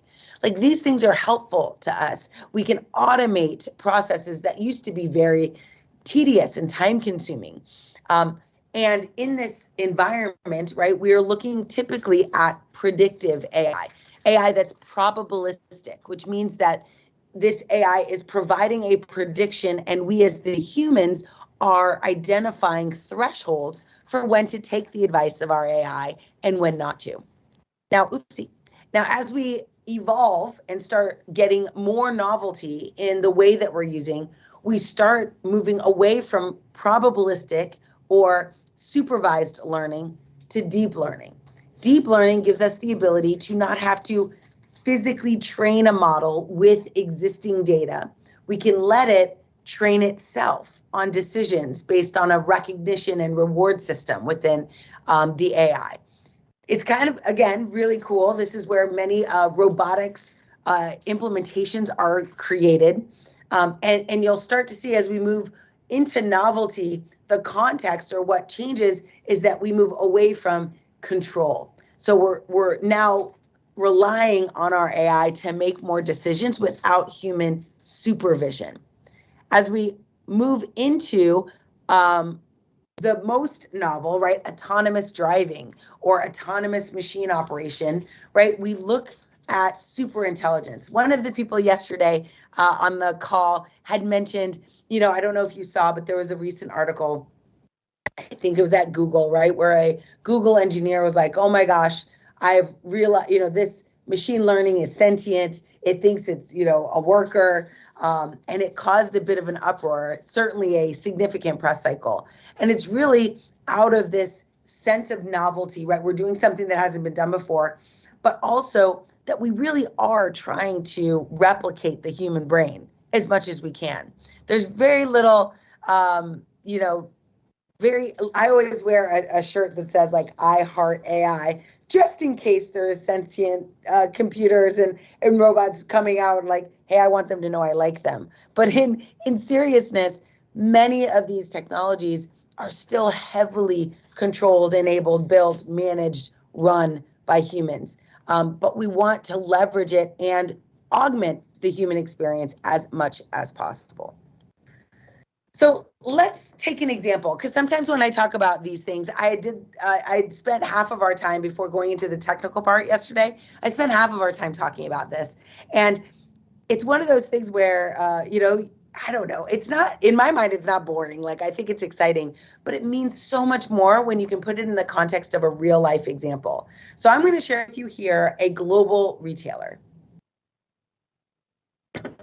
And this global retailer, basically, you can think of it as like a large, shopping retail company where you'd go into brick and mortar, buy online, right? So they have a new chief administration officer who's responsible for supply chain and merchandising functions. The financial analysts were calling the retailer out and saying, hey, you've got a lot of inventory, right? So this is the use case. You've got so much inventory. It seems like a waste of money. The challenge was justifying the explicit return on investment for keeping that much inventory on hand. So now she, as this new administrative officer, is now, presented with the question, how do I reduce the amount of inventory I have and save some money without crippling my stores, right? Where they won't have what they need. So here are some numbers. And again, this is fictitious. It's just to give you a sense of some real problems business owners are facing, right? So this is one of the world's largest retailers, right? You can see this number that you're looking at is in the billions. You can see their consistent growth year over year. But one thing that should maybe shock you is down in the inventories, right? In the inventories, we're, again, increasing the amount of inventory we hold. But in, we're looking at like 2014, just to give you an idea, 44, what was that? Like $448 million in inventory is just being like, it's just in the warehouse, right? That's a lot. So the administrative officer is now thinking, how do we change that? How do we create a more balanced scorecard where we're not necessarily at just-in-time inventory, but we want to figure out how do we, maybe even just take 1% of the inventory. If we reduce it by 1%, right, it'd be like $500 million that we'd save just by 1% decrease. So that seems like a good idea, right? Let's see if we could decrease inventories by 1%. So here's the challenge, though. The value of taking just 1% of inventories was, 450 million. Great. Certainly a problem worth chasing for this administrative officer, but the client indicated that it wasn't aggressive enough. What if we could figure out taking 10%, $4.8 billion, without losing, and here's the kicker, right? I want to take out 10% of my inventory. I want to save $4.48 billion a year, but I don't want to lose a single sale. Now, imagine, so what inventory, of course, is the ability for any store at any time to be able to sell something. If you keep trillions of dollars in inventory, right, you'll be able to satisfy most needs. However, there is an opportunity here. So you'll notice here one of the first tenets of building an AI solution is to really understand the problem, not on paper, not just in an Excel spreadsheet, but really understand it. So in this case, one of the things that they did is they actually went to the retail stores themselves and asked them, a very, very important question. Like, how is it going, right? What are you selling? What are you not selling? And the distribution guy, Billy, right, is like, things I can't keep in stock: watercraft like canoes, rafts, kayaks, safety gear, and waterwear. Inventory replenishment systems are based on historical demand patterns, which has proven a trend and seasonality, which means that we now know, because we've collected this data as a company, that there are certain seasonal trends where we need this type of stuff: watercraft, canoes, kayaks, rafts. We need that in stock. But there's other parts of the season where we don't sell that much, and it would be unnecessary to keep it in stock. So the availability of problems, of course, with inventory get much bigger when there's a lot of good weather, right? When people want to get outside and get on the water and play around and buy all of these watercraft-like supplies. So how can Billy know if the local activities, how do we know what's going on locally and predict demand spikes so that we can make sure that when the inventory is needed, it's there? So here is a bunch of questions. You'll actually get this. I mentioned to you, you can connect with me on LinkedIn, but here is one of the activities that we give to our customers to think about, what we want to do and how we want to do it when it comes to a responsible AI project. So you can see here, becoming a change agent is, our first thing is we want to use the data we have to create insights that are going to help us save $4 billion for the company. That sounds pretty great. Before we even get started, though, there are 4 questions you want to ask. First, who are your stakeholders, right? Who in the C-suite should we engage to make sure we have a champion for the work we're doing? For $4 billion, I think you'll get some champions. The next is, what type of expectations does that team have? What's your plan to communicate changes, right? How are you going to share what your model is going to be doing and how well it's going to do it? And how are you going to manage expectations? Let me tell you, one of the most fun things I've been able to do in my career is I got a chance 2018, between 2018 and 2020, I got a chance to communicate to lots of executives right before the pandemic, actually, as we went into the pandemic. And in those conversations, my job was to sell the dream of AI. Here's all the magic that you can do, all of the great business outcomes you can expect and you can achieve. But I don't know if you are familiar with this, but I sell the dream of AI and they're like, great, let's do it. Sign me up. I want it. And then very quickly, the next thing I have to do is look at, do they have the right data to inform the models that I just sold them on? And 90% of the time, they do not, right? Most companies are right now, today, in the very middle, the messy middle of collecting all of their data in a way that's going to be useful to an AI model. The good news is, though, we're asking questions, hopefully, early enough that we can make decisions that make data access very simple. So at IBM, we have what's called an AI ladder, and it's basically these evolutionary steps that you go through. But these questions help you get there. For example, we want to know how a company thinks about data. So when you're in an organization and your job, you might be have a specific role, but it's important that you understand what is the data-driven, perspective of the company. How are we going to be able to, and this is a brainstorming exercise, right? How are we going to be able to use the data? Where is it located? How hard is it to access? Who owns it? What's the privacy policies, right? How does data affect our customers? All these questions are so important to understand before you even get started. So I often go into companies, and my first week with them, the only thing I'm doing is having them identify the stakeholders who care about AI, and specifically responsible AI, and a vision statement for how they're going to use data within their company.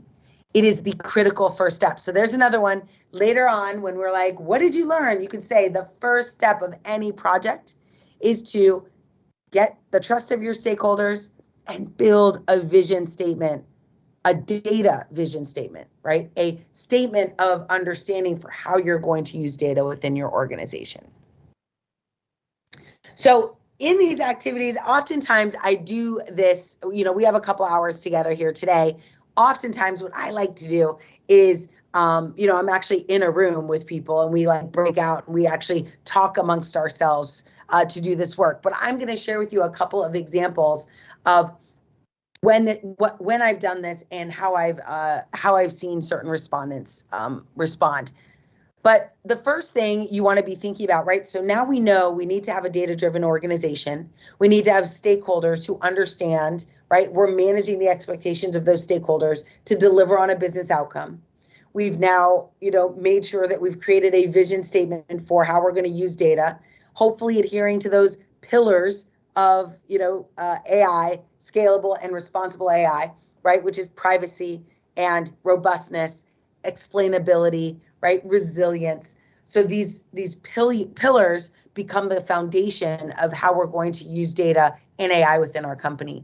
That should be kind of the statement of truth that everyone in the company is aware of and is working towards. We are going to talk about 3 things in order to build a project. We've already talked about one of them a little bit, but I'm going to go through it anyway. But the first thing is, how do we build it? How do we build it? How do we create the business solution and tie it to an AI technology? Then how do we actually execute it? In other words, build, deploy, manage. And then how do we operate it at scale at runtime, right? How do we make sure that our organization is not only capable of having the idea, building the idea, but then running with that idea over time, right? So many times really great ideas are built and the company doesn't think about the cost of maintaining that idea over time. And so no matter how good it is, unless it's got significant benefit to the company, those great ideas that are valuable sometimes don't get to live on because of the resources that they might consume. So we're going to talk through create, execute, and operate. and then hopefully by then you'll have an understanding of what it takes to go and build your very first or maybe your next AI project. So here is just another look at the same thing, right? We want to create, identify what we want to do. So this is otherwise known as setting a good intention, or if you're in software engineering and familiar with these terms, this is the analysis and design phase of a software development lifecycle. We need to design what we're going to do, think about. We use design thinking exercises within companies to create a common framework that we're all going to be using to go from where we are now. You'll see this on, right? See that nice little map, right? We want to go from where we are now to where we want to be. And it shouldn't be something we haphazardly do. It should be well planned out ahead of time, and not just the happy path being discussed, but also the maybe more challenging things, right? What could go wrong with an AI model? And it's very important we ask that question before the thing actually happens, right? That we ask what could go wrong long before we've even start building. It'll change how we build our tech.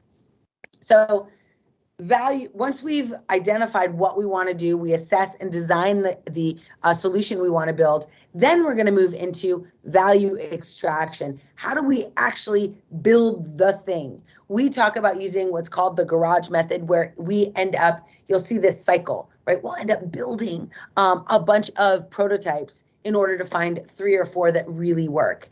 And then finally, how do we identify the one we want to go to market with and deploy it at scale? This is when we talk about AI governance and creating processes and procedures that our organization will use to make sure that we keep an eye on any AI model that leaves the gate, that goes into production.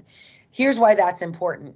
If sometimes we think, especially with software, that we can deploy we could deploy a piece of software and we kind of forget it. There's a term in technology, fire and forget, right? I can send it off into the world. I don't really have to think about it again. My Alexa skills, for example, could be that way. I could fire and forget, but in AI, that's not really possible. And the reason that that's not possible is because AI is being trained on data to make predictions and decisions every single day.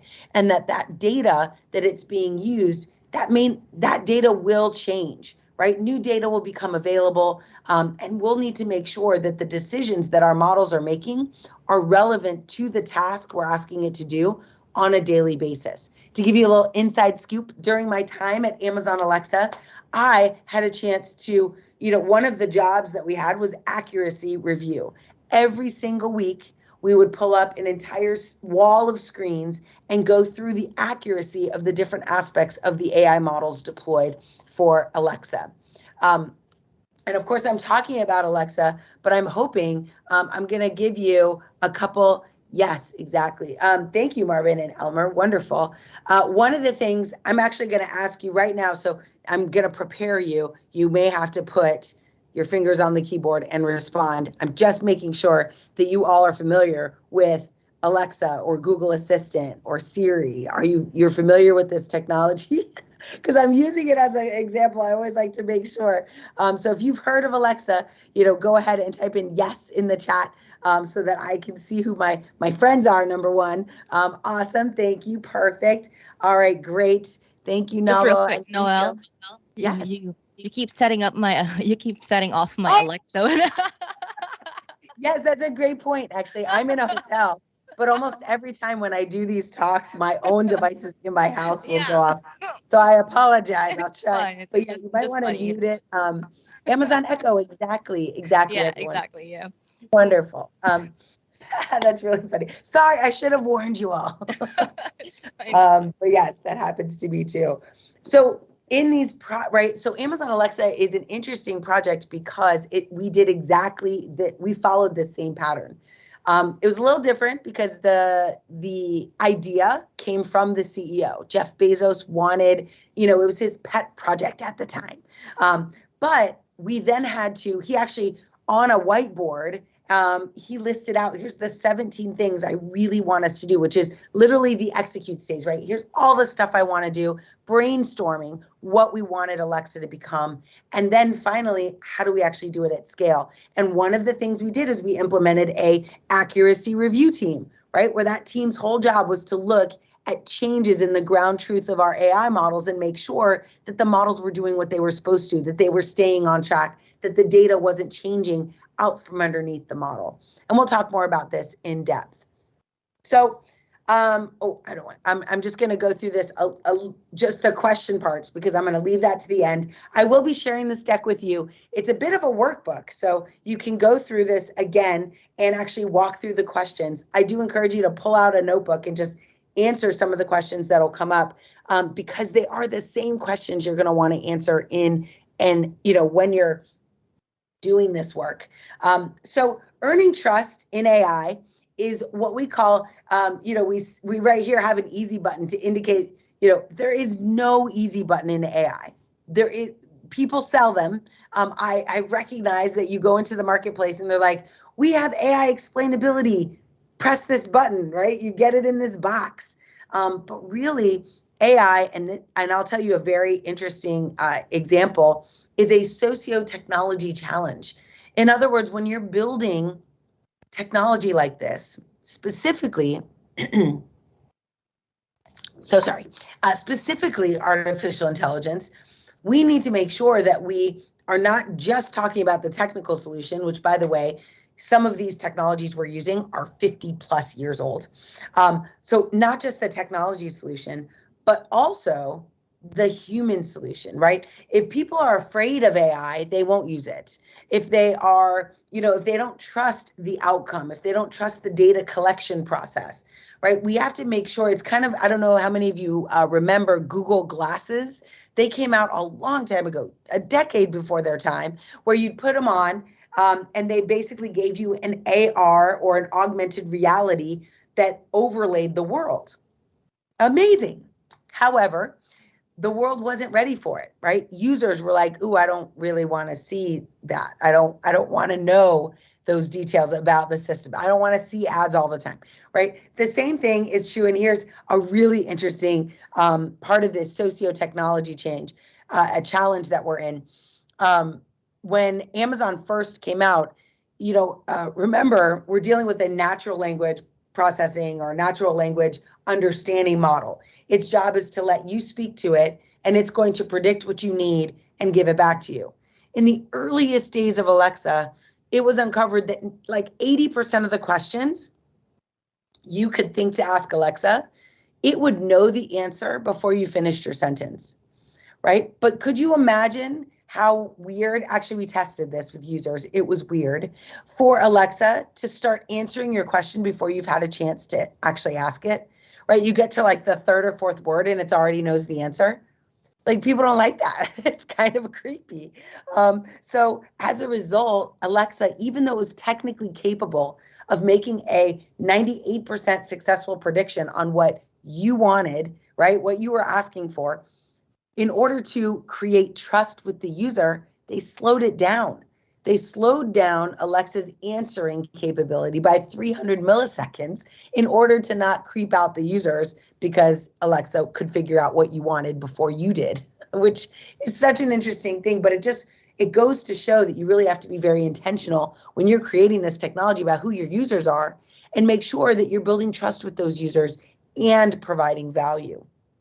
So let's take a look at an example. This is a really fun, okay, it's not fun because it's about the Titanic, which was a ship that sank, but it's an interesting project. And this project is actually available. It's open source on GitHub. But it's called the Titanic Project, and it represents kind of how the world sees diversity. And you can see here, this says welcome passenger. The purpose of this application is to tell you, based on what class of service you were, your likelihood or probability was of getting a life raft, right? So depending on what class you were in, you would have higher or lower probability of getting into a life raft. That makes sense, right? I don't know. Maybe it makes sense. But one of the things that I encourage us to think, right? The purpose of this exercise was, you now know that if you come in and you are in the, like in this case, we're looking at, second class. He's in the second class of service on the boat. He has a 35% probability. If you're in third class, that probability goes to nothing. Now, those numbers are not, here's the good news about AI, is that when you are building an AI solution, the numbers that you get, though they might be not ideal. In other words, this indicates a significant discrimination against people in specific classes not getting access to the ability to live in the case of a sinking, right? One question we have to ask ourselves is, what would we do if we were building a team to create, to solve this problem? What would we want to do? And what would be a contributing factor to changing these probabilities? Well, here's the thing. Oftentimes, if we add people to the team that actually are members of the classes, right, that we're trying to protect, and in this case, we want to make sure people in class 2 and 3 get better, probability or better odds of survival, then we probably want people on the team who are empathetic to those classes. This is a core principle to any team you build that's building AI solutions, is empathy. Now, I always, my goal is to have a team, and I've had an opportunity to build multiple teams like this. My goal is always to create a symphony of people, right? To look around and everyone looks a little different, acts a little different, but it's not just ethnicity or skin color. It's not just gender. It's also neurodiversity, right? And if I collect people from all different, backgrounds, ethnicities, genders, life experiences, right? Me being a mom makes me have different questions that I ask, and being a caregiver of my dad, like I ask different questions than my peers who are not in that life situation. And it creates a richness in the development of your experience for your product. And that's really what we want to focus on. Now, I know this is a big slide, but really, and there's lots of opportunity or lots of pieces to it, but really this is the life cycle for machine learning. How we turn a vision for a project, in this case, like how do we fix the probability of someone surviving on the Titanic, or how do I, increase the foot traffic coming into a certain part of my store? It starts first, and you'll see this at the top of this circle. It starts first with formulating the business problem, right? What problem do we want to solve? The more specific you can get in identifying the business problem, the more likely you are to successfully attain it. We know this, it's not specific to AI, but it's very specific to AI in the sense that your success as a project is so tightly tied to this. Once you've identified the problem you're going to solve, you then have to figure out, do we have the right data? Remember earlier I was talking about, oh my gosh, I've sold the dream of AI to these companies, and then they're like, oh wait, we don't have the data to do that, to find that result. We have to do some homework. So what is the data that you have? How accessible is it, right? And then perform exploratory analysis, right? So you figure out the business problem, you find out if you have data to solve it, and then you start doing experiments.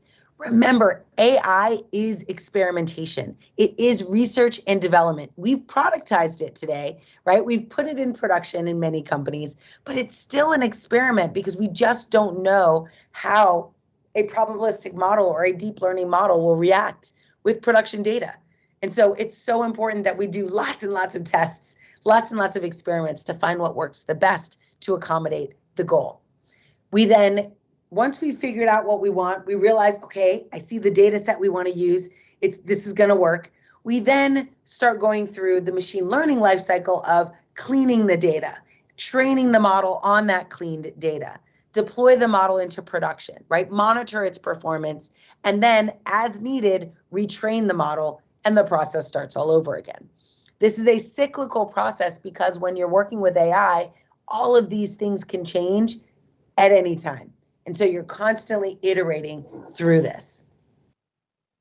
So I talked to you, some of you about this yesterday. Does anyone remember? I don't know if you guys will remember this from yesterday. We, as opposed to MVP, I actually named something else out there. I don't like MVP because it stands for viable. And many times when we're building a viable solution, I don't know, it just seems like we could do better than that.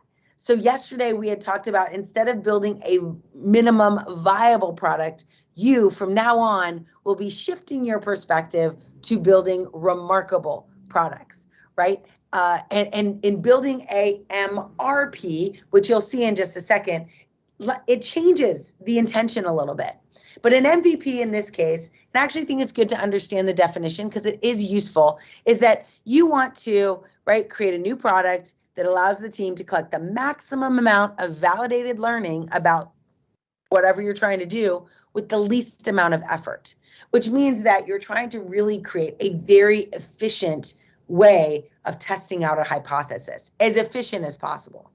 However, I like the concept of an MRP because you want to do that. Sure, of course. I want to test something out, find out if my customers like it, and I want to do that with as little effort as possible. However, I also want to do it with a level of delightfulness. I want to make sure that my customers are going, wow, like, so you can see here I put Noel Silver defines it this way, right? We want to create a version of a product, right, which allows a team to collect the maximum amount of validated learning with the least amount of effort, but combined with the highest level of delightfulness for our customers, the best customer outcome. This is an intention setting activity, right? You are setting the intention that I'm not just going to build a thing that works. I'm going to build a thing that works and delights my customer, that makes my customer happy, that solves their problem. Sometimes we build POCs that are MVPs, that are minimum viable products. And it's interesting that we do that and we don't put the customer first. We don't think about delighting them and making their life better and easier. We think about solving for a business outcome or hitting a certain percentage or level of efficiency. So team diversity is known. Right now, we've got enough data on these AI projects to prove that team diversity is one of the critical ingredients. So remember, at the end, when we're like, what did you learn? We are going to say a bunch of things, but one of them is that team diversity is one of the critical ingredients to a successful AI project. I will say it along with me, right? Team diversity. It is the critical component. You cannot build software that serves people without people on the team empathetic to those demographics. So vertical and horizontal diversity, I always say, right, it's not just ethnic and gender diversity. We're looking for neurodiversity. We're looking for people who think differently, introverts and extroverts, people who, went to college and didn't go to college, people who got PhDs and don't have PhDs. All of these different people bring just a richness of experience to the table that isn't shared. Oftentimes I will joke when I'm, in a team meeting with my team, people who walk by and look at our team, through the glass window, they'll often think that we're arguing, right? And they'll be like, everything okay in there? Like, are you guys okay? But a diverse team will often have dissenting opinions. They will have, that's the whole goal. We want opinions to be different. So it's critical when you build a diverse team to have someone who can facilitate team dynamics, right? Who can facilitate team communication so that everyone has the psychological safety to share what they want, share their perspective, increase, right, the scope of work, but at the same time that we, so psychological safety is a huge part of this team culture, and then also facilitating how people share their perspectives and views and what happens when we do things you don't agree with. So at Amazon, they have a set of leadership principles. One of them is called disagree and commit. And it's a really important part of the team diversity culture, right? Is that you have a chance, in this psychologically safe environment and team to share your perspective, your ideas, the data to support them. You're basically given the opportunity to pitch your way of thinking. But in the end, if that way of thinking is not chosen, you are to you are allowed to be disagreed. You're allowed to disagree with the idea, but you need to commit to the new idea as if it was your own. And this is critical. And it's not, it's not an easy task. Many of us have, ego and, but it's my idea and I know this is right. Amazon says, like, in their leadership principle, do not hold pocket vetoes, or, in my family, I told you so's. Right? Do not keep that I told you so in your back pocket waiting for it to fail. You commit all in on, the decision you make as a team and ultimately that your leadership makes, knowing that your perspective was heard. I have still created teams where I do allow them to say, I told you so, when we don't go in their direction. And it does turn out that that was the direction we should have gone in, but it's healthy and communicative, right? It builds a team that is willing to share all the things about themselves to help build a better product, and at the same time commit to a line of thinking so that you're not, divergent in execution. So here is, actually, I'm going to go back here. So creating teams, I'm just going to give you this exercise to think about. I'm not going to have you break apart, and this is for a 4-hour workshop. And so we only have half that time. So I'm just going to talk you through this, but it's a really good example to think about. If we can improve the diversity of thought, right, for this global retailer. So think about them. They're a global retailer. They have, I think it said something like 600 million SKUs or 600,000 SKUs. I can't remember. Lots of SKUs of products. They have stores in different areas, right? How do we build a team that can build software for those teams that will be, the most diverse? Like, how could we improve diversity of thought? And that is the key. We're not looking to improve diversity for diversity's sake, right? We're looking to create a symphony of ideas. The more ideas we have, the better our solution will be. And if you have a bunch of people in the room that look the same, talk the same, come from the same background, went to the same school, your pool of diverse thought will shrink and ultimately limit the capabilities of the solutions that you're going to build. So spend time thinking about that, right? If you're going to create a meeting to get together to solve this problem of how do we save 1%, or 10% of our inventory, how do we get rid of that without breaking our stores? Who are you going to have in that room, right? I probably would want to make sure I have some of those store management people in the room. Right? I probably want to make sure I have some executives in the room. I'd maybe want to have someone who represents the customer and shops for this stuff in the room. Maybe someone with a family, right? Who's often not just buying one raft, but has to buy 4, right? So these are all things to think about when you're about to, and this is before you've started building the problem. We want to think about who do we need at the table to create a solution that serves more people. Once we've done that, we now go into IBM Garage thinking. And really, this is an iterative process. I love this process. I use it even in my own, like when I'm PMing or project managing my own life, I use this concept. And the first thing is this co-create stage where we all sit in a room and we brainstorm all the different ways to get the right result. So 100 ideas at least is what we're looking to generate. At the point of idea generation, many of you know this, if you're brainstorming an idea, and these of course are AI projects, what are the different ways that we could use AI in order to solve this problem? And we write them all down on Post-its, stick them on the wall, right? And then from that, if you get 100 ideas, you'll probably get 10 decent solutions. So you can see this cycle, right? We brainstorm 100 big ideas. We then identify 10 probably more pragmatic solutions. From those 10 solutions, we identify 3 that are worth testing and evaluating, right? Identifying data sets for. Of those 3, we pick 1, which is the most likely candidate to solve the customer problem and delight the customer. And then that's the one we build, test, deploy, go to market with, and evolve over time.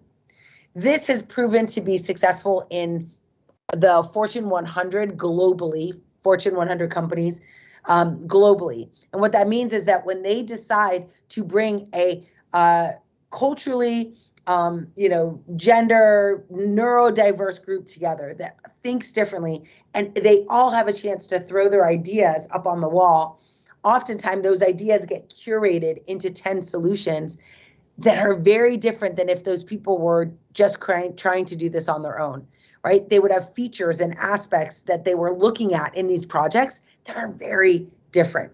So this is what we're going to encourage you to do as well in your own projects. Think about how could we get in a room and brainstorm 100 ideas and then generate 10 solutions or hypotheses that we want to solve from those ideas and go from there.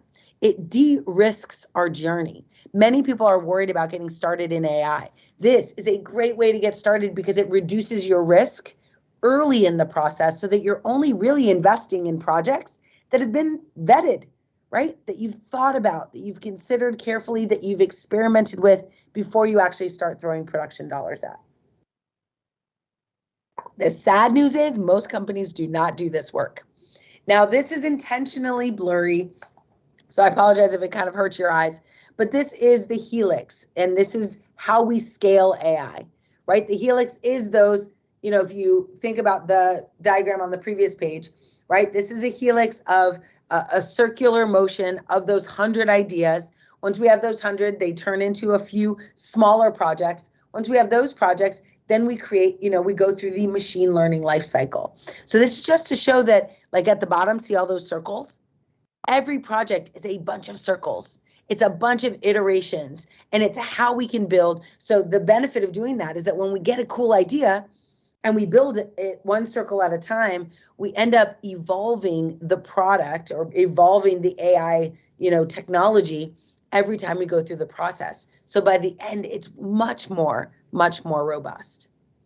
So trustworthy AI, one of the things that we're always thinking about is how do we make sure that, first, you must have a diverse and inclusive team. Okay, we've got that. Now that we've got our team, let's presume we've got the team, we've gone in and we've brainstormed all these ideas. Okay, the very next step, once I've got my idea, is to figure out where I'm going to get the data. And this is a breaking point for many organizations. Where am I going to get the data? How easy is it to access? Many companies have dozens of different data sources.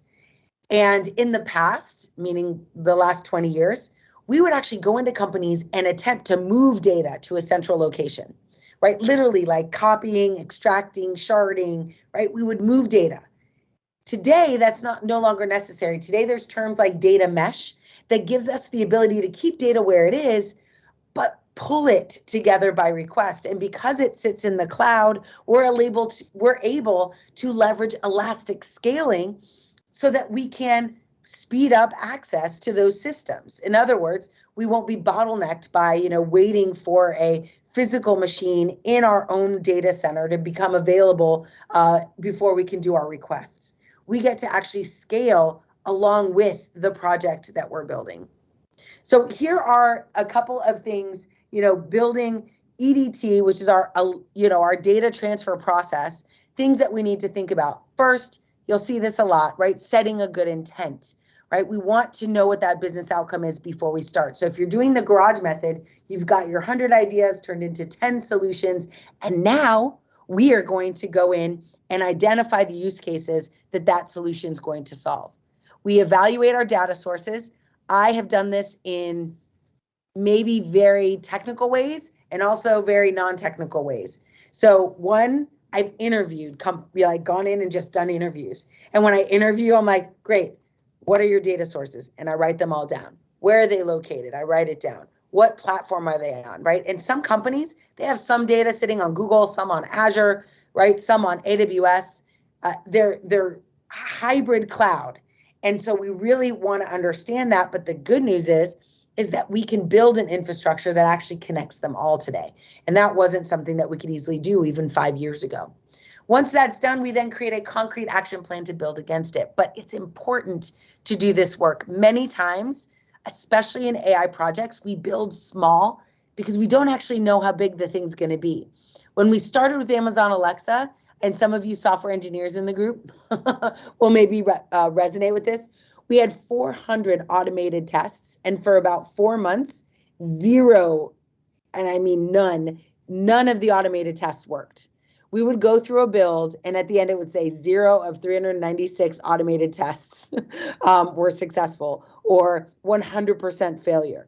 Super frustrating. And the main reason for that was because I was dealing, working with data scientists. Data scientists aren't software engineers. They didn't really understand or even care really that much about what it would take to build a code pipeline for machine learning, to build, an end-to-end pipeline for, ingesting data, evaluating data, training the model, building the model, deploying the model, monitoring the model, right? That cycle didn't exist. So we had to build it, and we built it kind of in a stressful environment, right? When our model was getting bigger by the second and we needed to figure out a way for it to work. It's so much better if we could just set a goal and an intention to do it first and then grow, right? Let that model pipeline grow with our product. So one thing we always, some of you might know this from books that are out there today. It's called a big, hairy, audacious goal. This is what's missing from most AI projects. Create a prioritized opportunity. Most AI projects fail. 90% of them, presumably, fail because they do not have a goal. They do not tie to a very specific outcome for the business. So you'll see here in this case, the vision for this company, they've now realized is that they want to be able to create a supply chain that thinks, or I use the term intelligent supply chain. Right? So this company, this retailer is like, we want to have an intelligent supply chain. Our mission is to just reduce inventory by 10% without impacting availability. Remember, the only challenge, the only condition was that they not lose sales as a result of reducing inventory. So this is a key part as well as you start your journey into a project, to make sure that once you've figured out what you're going to do, you identify what the goal is, what the vision of the outcome is, right? A supply chain that is intelligent, or a supply chain that thinks, and then your very specific goal, a number, 10% reduction in inventory. The benefit of that is that you will know when you're done. When you hit that 10% reduction in inventory, you save whatever it was, right? $500 billion or something. When you save that big amount of money, you can check it off, call it green, and move on your merry way. So can we create a supply chain that thinks? This isn't, again, we're just talking through the case study, but if you are looking at building, in this case, a retailer that can think, what they want to do is they want to create an engine that's situationally aware, can sense, respond, decide, and execute. So they don't want to have a human in the loop making these decisions. They will have to have one monitoring, but they don't want to have one, they don't want to have the entire workflow managed by human activity. They want a learning layer, right? Which is going to be the next generation of the supply chain, where it's able to make very accurate predictions about the supply chain in action. They also want to put the customer at the center, thank goodness. And so they need to think about what disruptive ideas they want to implement in order to achieve this goal. What business strategy do they need to change in order to achieve this goal? So here is one of those cycles, as we mentioned before. This is useful if you want to snap this. You will get this deck later as well. But this is how you validate whether or not one of those 10 solutions you came up with in your brainstorming session, this is how you decide, right? Is it worthwhile moving forward? First, of course, you have to conduct research. Some of these steps take longer than others. Then do enterprise design thinking. In other words, get all of your diverse teams together and start thinking about how to solve the problem. You will then outline the business case, which is really get as detailed as you can about reducing inventory by 10%. Build out a prototype, right? Create a technical specification for that prototype, model it, do requirements engineering. Like, this is very similar to software, right? Very similar. And you can see in this colorful graph, right, that it is this kind of peak. Once you go through requirements engineering, now you've defined exactly the technology you're going to build. The rest of it is implementation until validation. So this is a good way to figure out, do we have a business, do we have a technical solution within appropriate business case to get where we want to go to achieve our big, hairy, audacious goal? So we've seen this before, right? So we're now halfway around the circle. So we've got our business problem hypothesis. We've looked around and said, okay, how many data sources do we have? Is the data we need accessible? We've then done that initial analysis through the garage method, right, of figuring out, 100 ideas turning into 10 solutions, turning into 3 viable projects. We then go and identify the data that we want, clean it, transform it, and make it available to the AI. And now we're in this stage of validating the opportunity by actually training models, right? So we can train models, and then, of course, the next step is to actually test it in production. So this is just thinking about scale. So notice here at the very bottom, it says there is 600 million SKU combinations. So whatever they build has to be scalable. Like, look at that picture. Those are all the products, right? Like, obviously that's just a fraction of them, but they need to figure out a way to actually build a system that can, right, inform inventory selection based on 600 million SKUs. So that's scale, right? We're gonna have to figure that out. Can the system sense unusual conditions? So, for example, remember earlier we were talking about this retailer has seasonality, right? Where in the summertime, especially when there's a long-running stint of good weather, they need a lot more of this supply of these rafts and boats and things. So, how do we make sure? We want to make sure that we have a system that can sense those things, and that's exactly what AI is good at, right? Looking at the data over years and be able to predict exactly, when something might occur and provide a probability like, hey, according to our past data, we're 98% positive that a surge on rafts is going to happen this weekend because it's been this weekend for the last 5 years, right?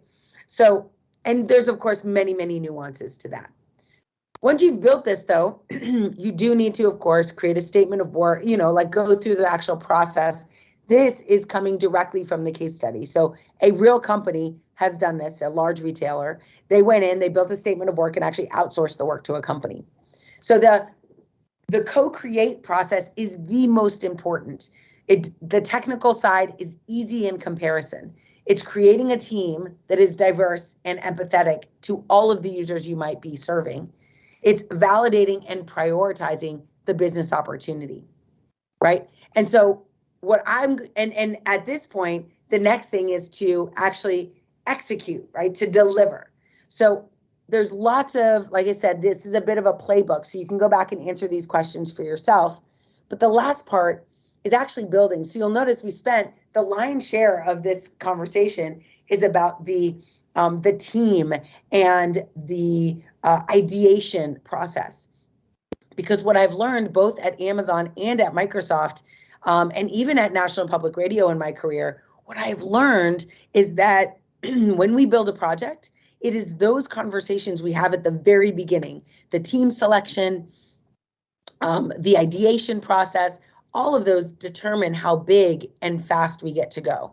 We ended up, so let me give you an example. At Alexa, when we were building our solution, right, we were not considering 100 million people would be using the product. I don't know if any of you remember the early days of Amazon Alexa, but in the early days, we didn't even think through, well, I shouldn't say it, someone thought through it, but it was not a production problem to think about what would happen if someone bought 2 Alexas. We never even planned it out. We were hopeful people would buy 1. The average Alexa user has more than 1 in their house. But it was not something we originally thought of. Why? Because, well, no one on the team could conceive of someone. I should say, one thing is that we made a presumption, and it's actually a form of bias, where we said it's a kitchen device, and we presupposed everything else we did based on the fact that it was a kitchen device. It wasn't really a kitchen device, right? It turns out that some of the biggest and best use cases of Alexa are in the classroom, are in speech pathology rooms, are in nursing homes with elderly people, right? These are some of the best cases of Alexa, and Alexa only in the last 2 years really have started focusing on features for those demographics. But in the beginning, we were hyper-focused on the 1% of the world that's going to want to buy a voice-enabled device for their kitchen. And that's who we were building for. So it's so important. That first stage is so important because it will literally set the trajectory and the scope for the work that you're going to do. Other things, though, that, as we move around this circle, right, one of the other concerns is that we at Alexa and at Microsoft, I was never part of, and I was always on the data science teams, I was never part of conversations where we asked who might we hurt with our technology, right? AI can be harmful, even unintentionally harmful. And there's legislation coming out today. I don't mean today, nowadays, right? Over the next probably 3 years that are really going to impact the way we deliver responsible AI. But one of the things that happened at Alexa that I was really surprised about, I used to, in the early days of Alexa, go and talk on stage, around the world. I was in India. I was in 3 cities or 6 cities in India. I went to Latin America, Europe. You name it. I was all over the world teaching people about voice and voice technology and natural language understanding, specifically in AI. And the interesting thing that happened was people, as I got off stage, a group of women began to approach me. And these women had children named Alexa. And they happened to have these children named Alexa. They had these children before Alexa was born, right? Before Alexa as a technology existed. However, in 2015, 2016, those kids were turning they were just getting into first and second grade. And I don't know if you know first and second graders, but it's kind of when little kids uncover that they can be mean. And what was sad to find out that there were a huge collection, more than 100,000 girls were being bullied in schools. In other words, they were being teased and being commanded around like a robot at recess and in classrooms. So much so that these kids did not want to go to school anymore, wanted to have their names changed. And it was interesting because that impact, right? That's impact. We are like accidentally hurting an entire demographic of people, young people. And we never really thought about it. And so these women would come up to me and be like, why did you pick Alexa? Why would you pick a female name? Those girls don't deserve that. And I'm like, I didn't think about it. I'm sure there was someone that thought about it. There is a reason, though, fun fact, for why Alexa was chosen. Alexa does represent a technical, valid, benefit, right? Alexa has a bunch of, I'm so sorry if your devices are like going crazy. But when you put those A, L, E, X, and A together, there's not many words that have those components. So one of the reasons that name was used was to create a false or to eliminate false wake-ups, which were very bad at the beginning. Another thing is that it was one of the urban legends is that it was named after Alexandria, the largest library in the world. Maybe.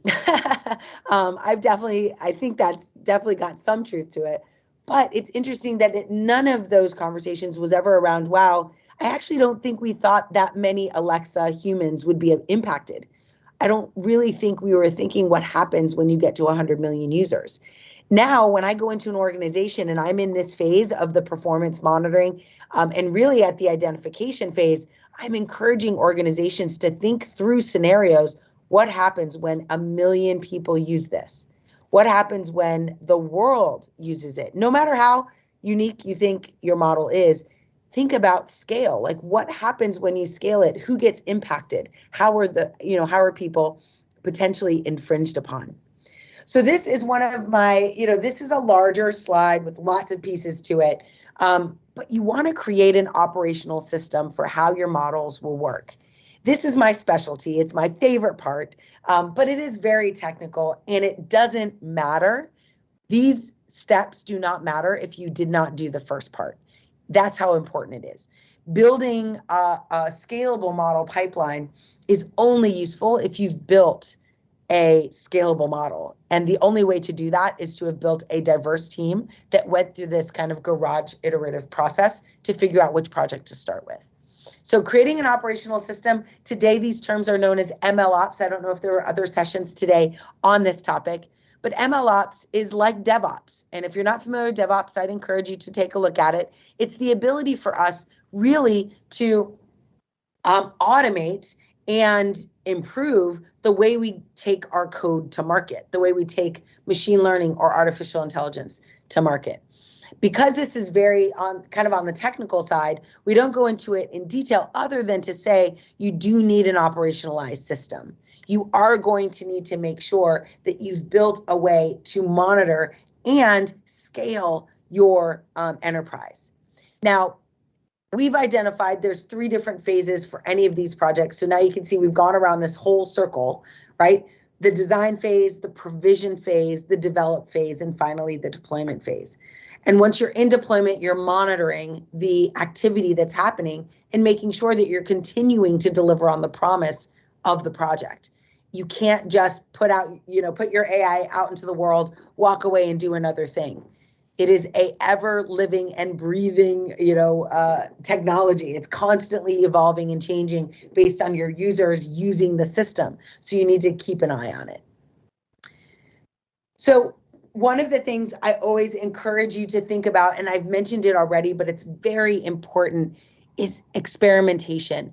AI is an experimentation philosophy, right, or process. AI, artificial intelligence, started in research and development. We are productizing it today. We are turning it into something that we do in the mainstream of our companies, but it still doesn't change the fact that the benefit or the value you get in running experiments is that you get closer to the right outcome earlier. So how many experiments are you running? How many have you run? How many do you expect to run? What are the biggest mistakes that you've made, right? This is such an important learning process. It's a bit tedious because a lot of us like to build software and put it into production. We'd rather do that. We'd rather move fast and break things. But when it comes to AI, when you break things, you can marginalize an entire community of people, right? You can accidentally infringe upon people getting housing or getting credit. And so or getting healthcare. So you want to be very careful about what you put into production and really use experimentation to drive efficiency in your models. So keep your eyes and ears and mind open and create an environment that allows people to raise their hand. Today, we are seeing more and more ethicists in AI get jobs and also, though, be fired for those jobs, right? Get put on administrative leave for doing that work. We want to create a culture that allows people, if they see something, that they say something, right? If they raise their hand and they say, hey, I think this might hurt someone, or I think this might not have our intended outcome. We want our teams. That's why those diverse teams are so important. Someone's going to see something that's different than everyone else. And we want to make sure that we are accommodating that. Our stakeholders often aren't super technical, but they can understand a lot of these challenges, especially because for years we've been telling companies, every company is a tech company. Every company, like if you're in healthcare, retail, it doesn't matter, manufacturing, every company has now evolved to include technology as a baseline component of their organization. It's why most companies have a CIO. We're now seeing most companies get a CDO or a chief data officer. It's already part of the DNA of most organizations. So you will want to make sure that you don't underestimate the understanding and knowledge of your executives and leadership that's going to be funding some of these projects. But definitely, if you see something, say something. So that's another thing, another tip to write down if you're going to chime in and say, what did I learn? Is that we want to make sure we create a culture that allows people, if they see something in AI that isn't doing what it's supposed to or could hurt someone, that they have the tools, resources, and most importantly, the support to say something about it. So one of the questions we often ask is around, this is kind of a more ethical question, right? Would you run this model on your children, right? And obviously that's not contextually accurate for every model, but just think about it. Like, would you be happy with your child being, a product of whatever outcome this model has? So if you're building, like I said, a credit model or a housing model or a healthcare model or a diagnosis model or there's any number of models, any number of business outcomes you're going for. You want to make sure that you're looking through the lens, right, of would you allow the people you care about to be processed by this model, to get their data from this model? Would what this model is generating, would that data accidentally infringe upon those demographics? And so we think about very specifically, if we release the model, right, how would we bet our job on its success? At Alexa, here's a crazy little fun fact. At Alexa, whenever we put something in production, we literally had to check a little box on it was a contract on our push to production saying that we were personally liable if we did something that broke it, like personally liable. And it was, at the time, it was one of those things where we're like, gosh, that seems weird. I don't know that I should be the one that's personally liable, but okay, right? And then you press the button.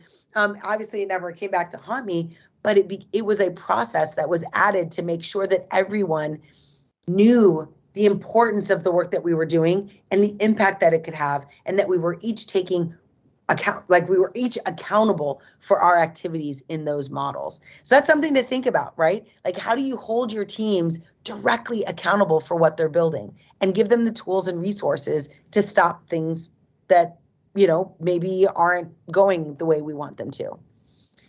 I always encourage my teams to disagree. I do think it's extremely healthy, but it does require a special form of leadership to manage teams that have dissenting opinions.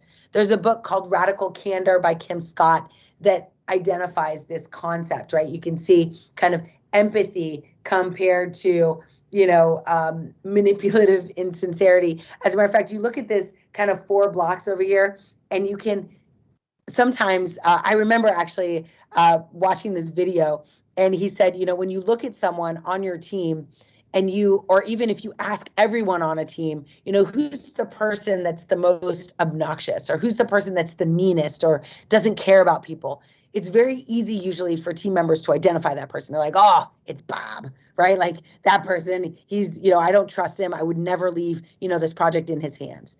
But the other thing is also true. When you ask someone who's the person you'd go to you would trust with, with anything, with your project, if you had to go out on leave unexpectedly, and they'd be like, oh, that's Sarah. Sarah's the girl. I would go to Sarah if I needed something. I know I can count on her. I trust her. What is often misunderstood is that high performance people, right? If you are high performance but also low trust, it actually, for a team, and certainly for a diverse team, it's actually a very toxic personality, right? For someone who's like, go get them, super ambitious at all costs, right? Pushing people down to make their way up. But on the other side, someone with maybe not the stellar numbers to support their activity, maybe they're, good performers, but they have high trust within a team, they end up being extremely valuable to the team and actually can increase its odds of success considerably by 100-fold, right? By having someone on your team that people trust that's able to carry you through some of these difficult conversations.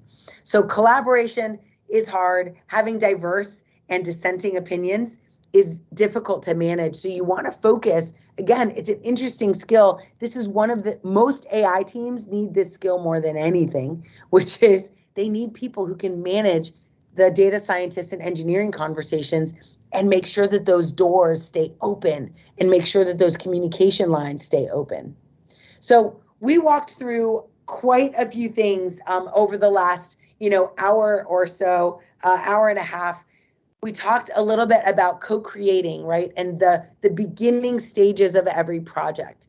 In co-creating, you are using, right, you're first building a diverse and inclusive team that's empathetic to the needs of your audience.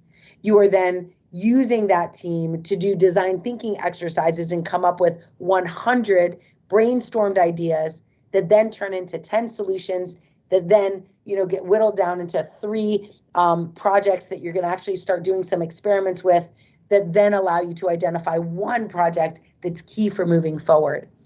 Once you have that, you're then going to have to build the framework for getting the right data into those systems, right? And making sure that the stakeholders, everyone involved in this project, understands the decisions you're making as you're making them.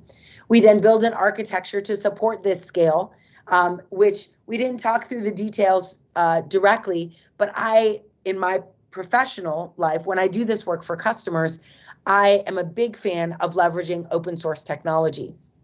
And in our implementation, there's a platform, a hybrid cloud platform that integrates this, especially for machine learning projects. And it's actually by Red Hat. I think you might be familiar with them. I worked at Red Hat a couple times in my career. I love this company. They represent open source, but Red Hat has a new product called Red Hat OpenShift Data Science. And it allows you to containerize and productize your machine learning. And so there is a really great, this is my call to action, my encouragement for you to go and play around. I'll put the link maybe in the, let's see if I can pull up, I'm going to put the link in the thing here, but if you just say Red Hat, I think it's developer. I'm just going to pull up the site. So if you want to play around with this tool set, you absolutely can. I'm just going to throw this into our Teams chat really quick. So this is for those of you who are like, wow, that was great, but I want to build a thing, right? You can actually go in and build machine learning, and the product is actually called, I'm going to go and see if I can find it, Red Hat OpenShift Data Science, or for short, it's called ROADS Data Science. There we go. So OpenShift Data Science. I think that's it. Okay, there we go. So I'm just going to throw this link in there as well. Now, here's the reason this is so important is because if you do the work, oh gosh, that seems like a mess. I'm going to just take that piece. There you go. So that's specifically for data science teams. If you're going to do the work that we just spent this whole time talking about, and I can't express to you how important it is, I've been on 4 massively scaled models. None of them did all of the work that I just shared with you. We did not have time to focus on building diverse teams. So when we launched our products, they ended up disenfranchising part of our market. I don't know if you've heard recently, Microsoft, I can probably stop sharing.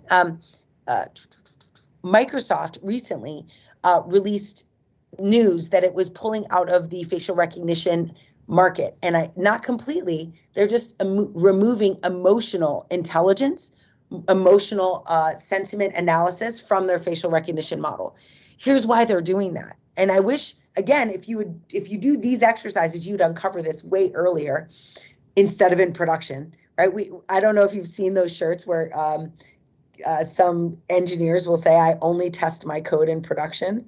I mean, it's a joke, but goodness, sometimes that's what we do. We wait till it gets in front of a customer until we hurt people in order to do the right thing. So one of the things I will encourage you to do is to really consider, these building models. We never know they're going to be massive until it's too late, right? Until we've already done it.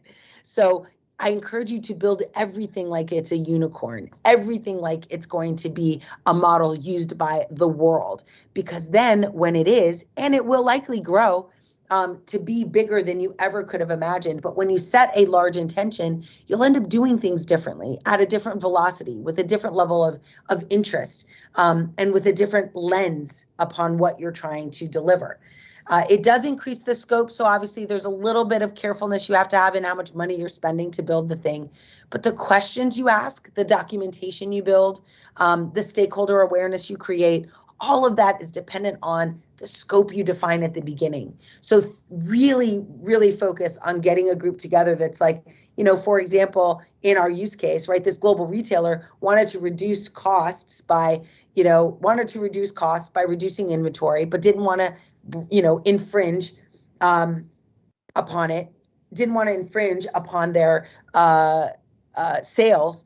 So the best thing they could do was get a really diverse group of people together that represented all of the different perspectives, including their customers, and just brainstorm. And that's what they ended up doing. This is a real story that we turned into a case study, similar to a Harvard Business Review or business cases. So we turned it into a case study. They ended up building a deep learning model that uses time series forecasting to manage their inventory, and it runs today. So I hope you enjoyed today's session. I do want to open it up for questions. I'll scroll through. I want to encourage you. I know sometimes when we think about responsible AI at scale, we want to think about the fun things we talked about yesterday, right? All the different AI models you can use, all the, a bunch of applied AI. But one of the most important things that you can do is set your team up for success, set your models and work up for success by being very intentional, right? And building responsibly. I mentioned these pillars before, but I'll mention them again for our last few. This is the last chance to be able to have something to say when we open it up for questions and comments. There are 5 pillars. I actually think I have a picture here. I don't know if it lets me post a picture, but there are 5 pillars of responsible technology. And if I can post it, I will. I'm going to see if I can find it. But those 5 pillars are really all about, first, being able to build responsible AI at scale that is transparent, right? We want to make sure people understand AI. It's not black box, right? We want to make sure that it's resilient, which means when we build a model and it begins to scale, it doesn't start to crumble underneath the pressure. We want to make sure that it's explainable, which means not only can I tell what decisions it's making, I also have a level of understanding at the highest levels of our organization of what it's doing. It's also fair, meaning that we've consciously identified how bias seeps into these models and what we're going to do to mitigate that bias. And these principles, these principles are so important to building technology that can help and not hurt. I'm surprised every time I hear about technology that hurts someone, right, that harms humanity. I go to those data science teams and realize they had no intention of doing it. There's very, very few use cases where it was malicious intent that created a model that hurt people. It was almost always people like you and me who are like, we should say something. Oh, maybe not. I'm not going to say anything. I don't want to lose my job, right? Like where we don't say something and then later it ends up hurting people. We are in a new culture, though, a new world where what you're building is so important. We want your feedback. We want you to say something if you see something, and we want you to feel safety in sharing your ideas that may seem completely diverse or divergent from what everyone else is saying. But we want you to feel like you can say it and actually be heard within a team. And those are the best data science teams that I've had a chance to work on. So it's been amazing. I'm going to leave it. We've got, 8 minutes or so to open it up for questions and comments. I hope you found it helpful. I will, maybe I should post back in. I hope you found it interesting. Have a wonderful rest of your day. I will certainly sleep well. It's about to be midnight here. Oh my goodness. Well, thank you for staying up for us. Of course, you guys are awesome. Everyone here, we are friends. Please reach out on LinkedIn. I'll put my post back in there. Yes, there we go. Marika, awesome. Very good. Big, hairy, audacious goal. Well done. We are already throwing in what we've learned. It's so good. Yesterday, I couldn't see the chat, so I couldn't see all of you. But hopefully we'll have a chance to hear from some of you as well. That's right. Well, unfortunately, we might not have time to let everybody turn on their cameras and everything. But what I want everybody to do right now, before we send the attendance form, which everybody is excited about, can you please just type in a little bit of the learning and knowledge that you took from the session? Miss, I'm pretty sure Noelle would love to hear and to listen and to read all of it. So why don't you guys put that on? And also, if you have any questions, put that on as well. I have a question for you, Noelle. I have a friend. He is 35 years old, and he is for some reason terrified of using Alexa and Siri and all of that wonderful things because he thinks that the government is listening to him. Yes. So what do you say to people who have concerns like that? Oh, it's very common. As a matter of fact, 36% of the world is worried about privacy when it comes to voice-enabled devices. But here's the interesting thing. So and he may not. Many people who are concerned about privacy also do not have a smartphone. But my first question to people who have those concerns is I ask them if they have a smartphone. Your smartphone is way more invasive into your life than any device, like any Alexa or Siri or Google Home device. And the reason for that is that on a mobile device, you are installing apps, 75 to 100 apps for the average person. And each one of those apps has different privacy policies that we don't read for the most part, right? That's like true. most of us, when we install, we're like, We click next, it. finish, install, right? And in those policies are very general statements like, we will use your data to make your life better. And though it sounds good, it can become very nefarious and very hard to pinpoint exactly how they're using that data. So I do. The other thing, though, is I will tell you that Alexa has a hardware mute button. It was implemented by a request from the U.S. government. The government wanted to start using Amazon Alexa devices, but they were like, look, we don't want Amazon listening to government conversations either. So we want to know that when we hit mute, it actually disconnects from the network. It shuts down and is not collecting any data local on the device. And so that is exactly the way it works. You can now download the schematics from Amazon of the internal workings of the device. You can see how that works and have some confidence in it. But at the end of the day, it really is privacy.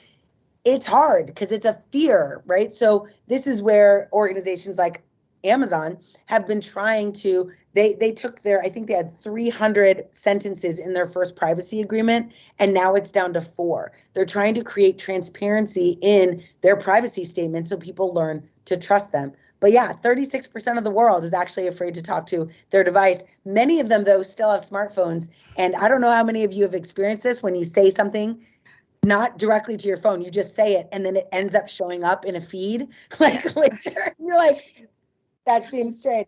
Yeah, We so your tried phone is way that. more dangerous. We tried that. We talked about dog food. We don't have dogs. We have cats. We have 5 cats at home. And then we just talked about dog food for over a week. And we're like, oh my gosh, I'm getting these sponsored ads about dog food. And Yes. Ugh. So that's one of the apps on your phone. You agreed to letting them capture that information, which is, it's a little crazy. All right, awesome, Thank awesome. you. All right, okay, no problem. And to everybody who is looking for the attendance form, our friend here, Lena, will be posting and pinning the attendance form for you guys. And while that is happening, of course, we would like to give you, Noel, a certificate of recognition. This certificate is proudly presented to Noel Silver for taking part in this digital revolution as a Microsoft certified trainer in the 3rd Philippine Skilling Summit 2022 held yesterday and today, signed by the signatories, and hopefully the next skilling summits as well. Right. Awesome. Absolutely. Count me in. All right. And just a very quick question for you, Noel. We have 3 minutes left. Oh, how do you, you've done the seminar yesterday, though with a different set of people. How do you find, because I think mostly here we have Filipino audiences. How do you find the Filipino audience, and, they're a little bit receptive, or they're scared, you think? No, I don't sense a lot of fear. I actually sense a lot of curiosity. I had so many people reach out to me on LinkedIn, and I have a list of resources that I give to people who attend my sessions of bots and tutorials and guides that I use every day. So if you want, you guys can ping me on LinkedIn. I'll send it over to you as well. But I had so many people say, oh my gosh, I'm very excited. And many who just wanted to follow. So I am a big advocate, right? So I talk a lot on LinkedIn, and I go to a lot of stages. And so I'm always sharing my experience. And I find, of course, the Philippine culture is so kind, right? So everyone's super polite and nice, but also just very curious. So no, I haven't sensed any fear. I think you are the future, right? Like, we cannot do the work. There are millions of jobs that sit vacant that we don't have people to do. We're not training people fast enough in our education facilities. So you are the future. We actually need you to like what we are talking about and actually get engaged. So no, it's been amazing. What an amazing community. I do hope to be asked to come back again, because you guys are awesome. And maybe one day, right, we do this in person.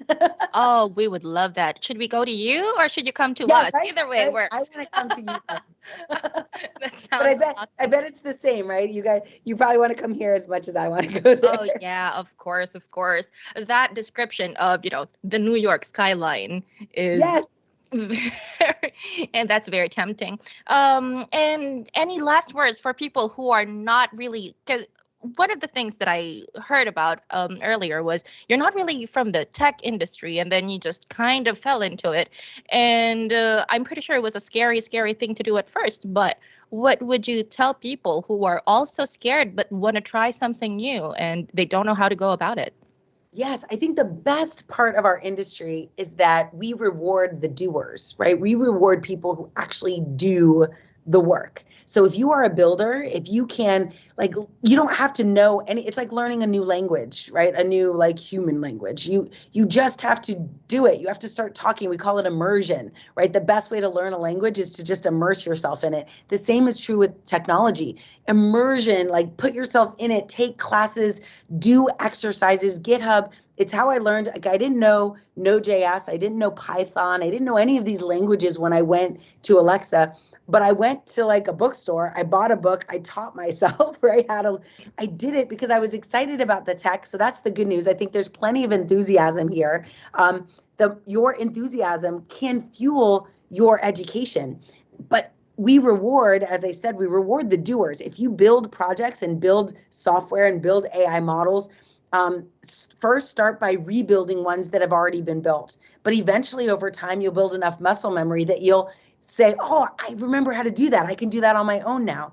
And many, like today, applied AI is the future. We actually don't need people to build models from scratch. We don't need statisticians and mathematicians. I mean, of course, we do need them, but we don't need en masse them to help businesses use AI. We need people who are compassionate about a problem and then know how to tie in the right AI at the right time.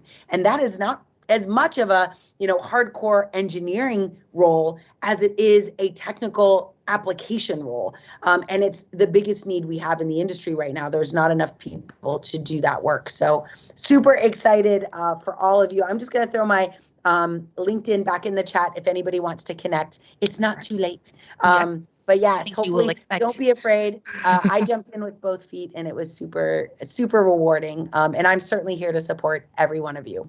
All right. Thank you very much. Okay, one last thing for everybody. We have 332 attendees in the room right now. That's a great number.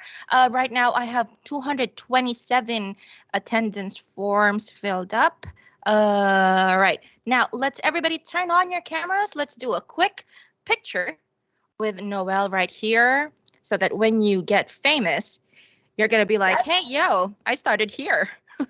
That's right. Yay. We didn't do this yesterday, so this is so awesome. Cool. All right. Okay. So let's turn on our cameras, take our pictures. When you get famous, don't forget about us. And tell us right. This is where it all started. Good to see your faces. This is awesome. All right. Okay. So there you go. So what I need you to do right now is to hold your smile. So we're going to smile for 10 seconds. Hold your smile and I will be taking the picture. Let's start.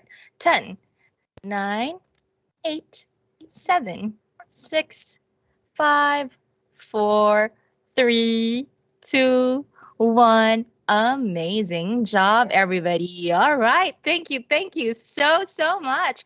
All right. Cool. And you all. Thanks. All right. Thank you very much. Thank you very much, Noelle. And thank you very much, everybody, for attending this track. Don't forget to come home. And don't forget to come back to the plenary at 12:30 or 12:45, and so that we can get the tracks for the afternoon sessions. Thank you very much, everybody. I'll see you again.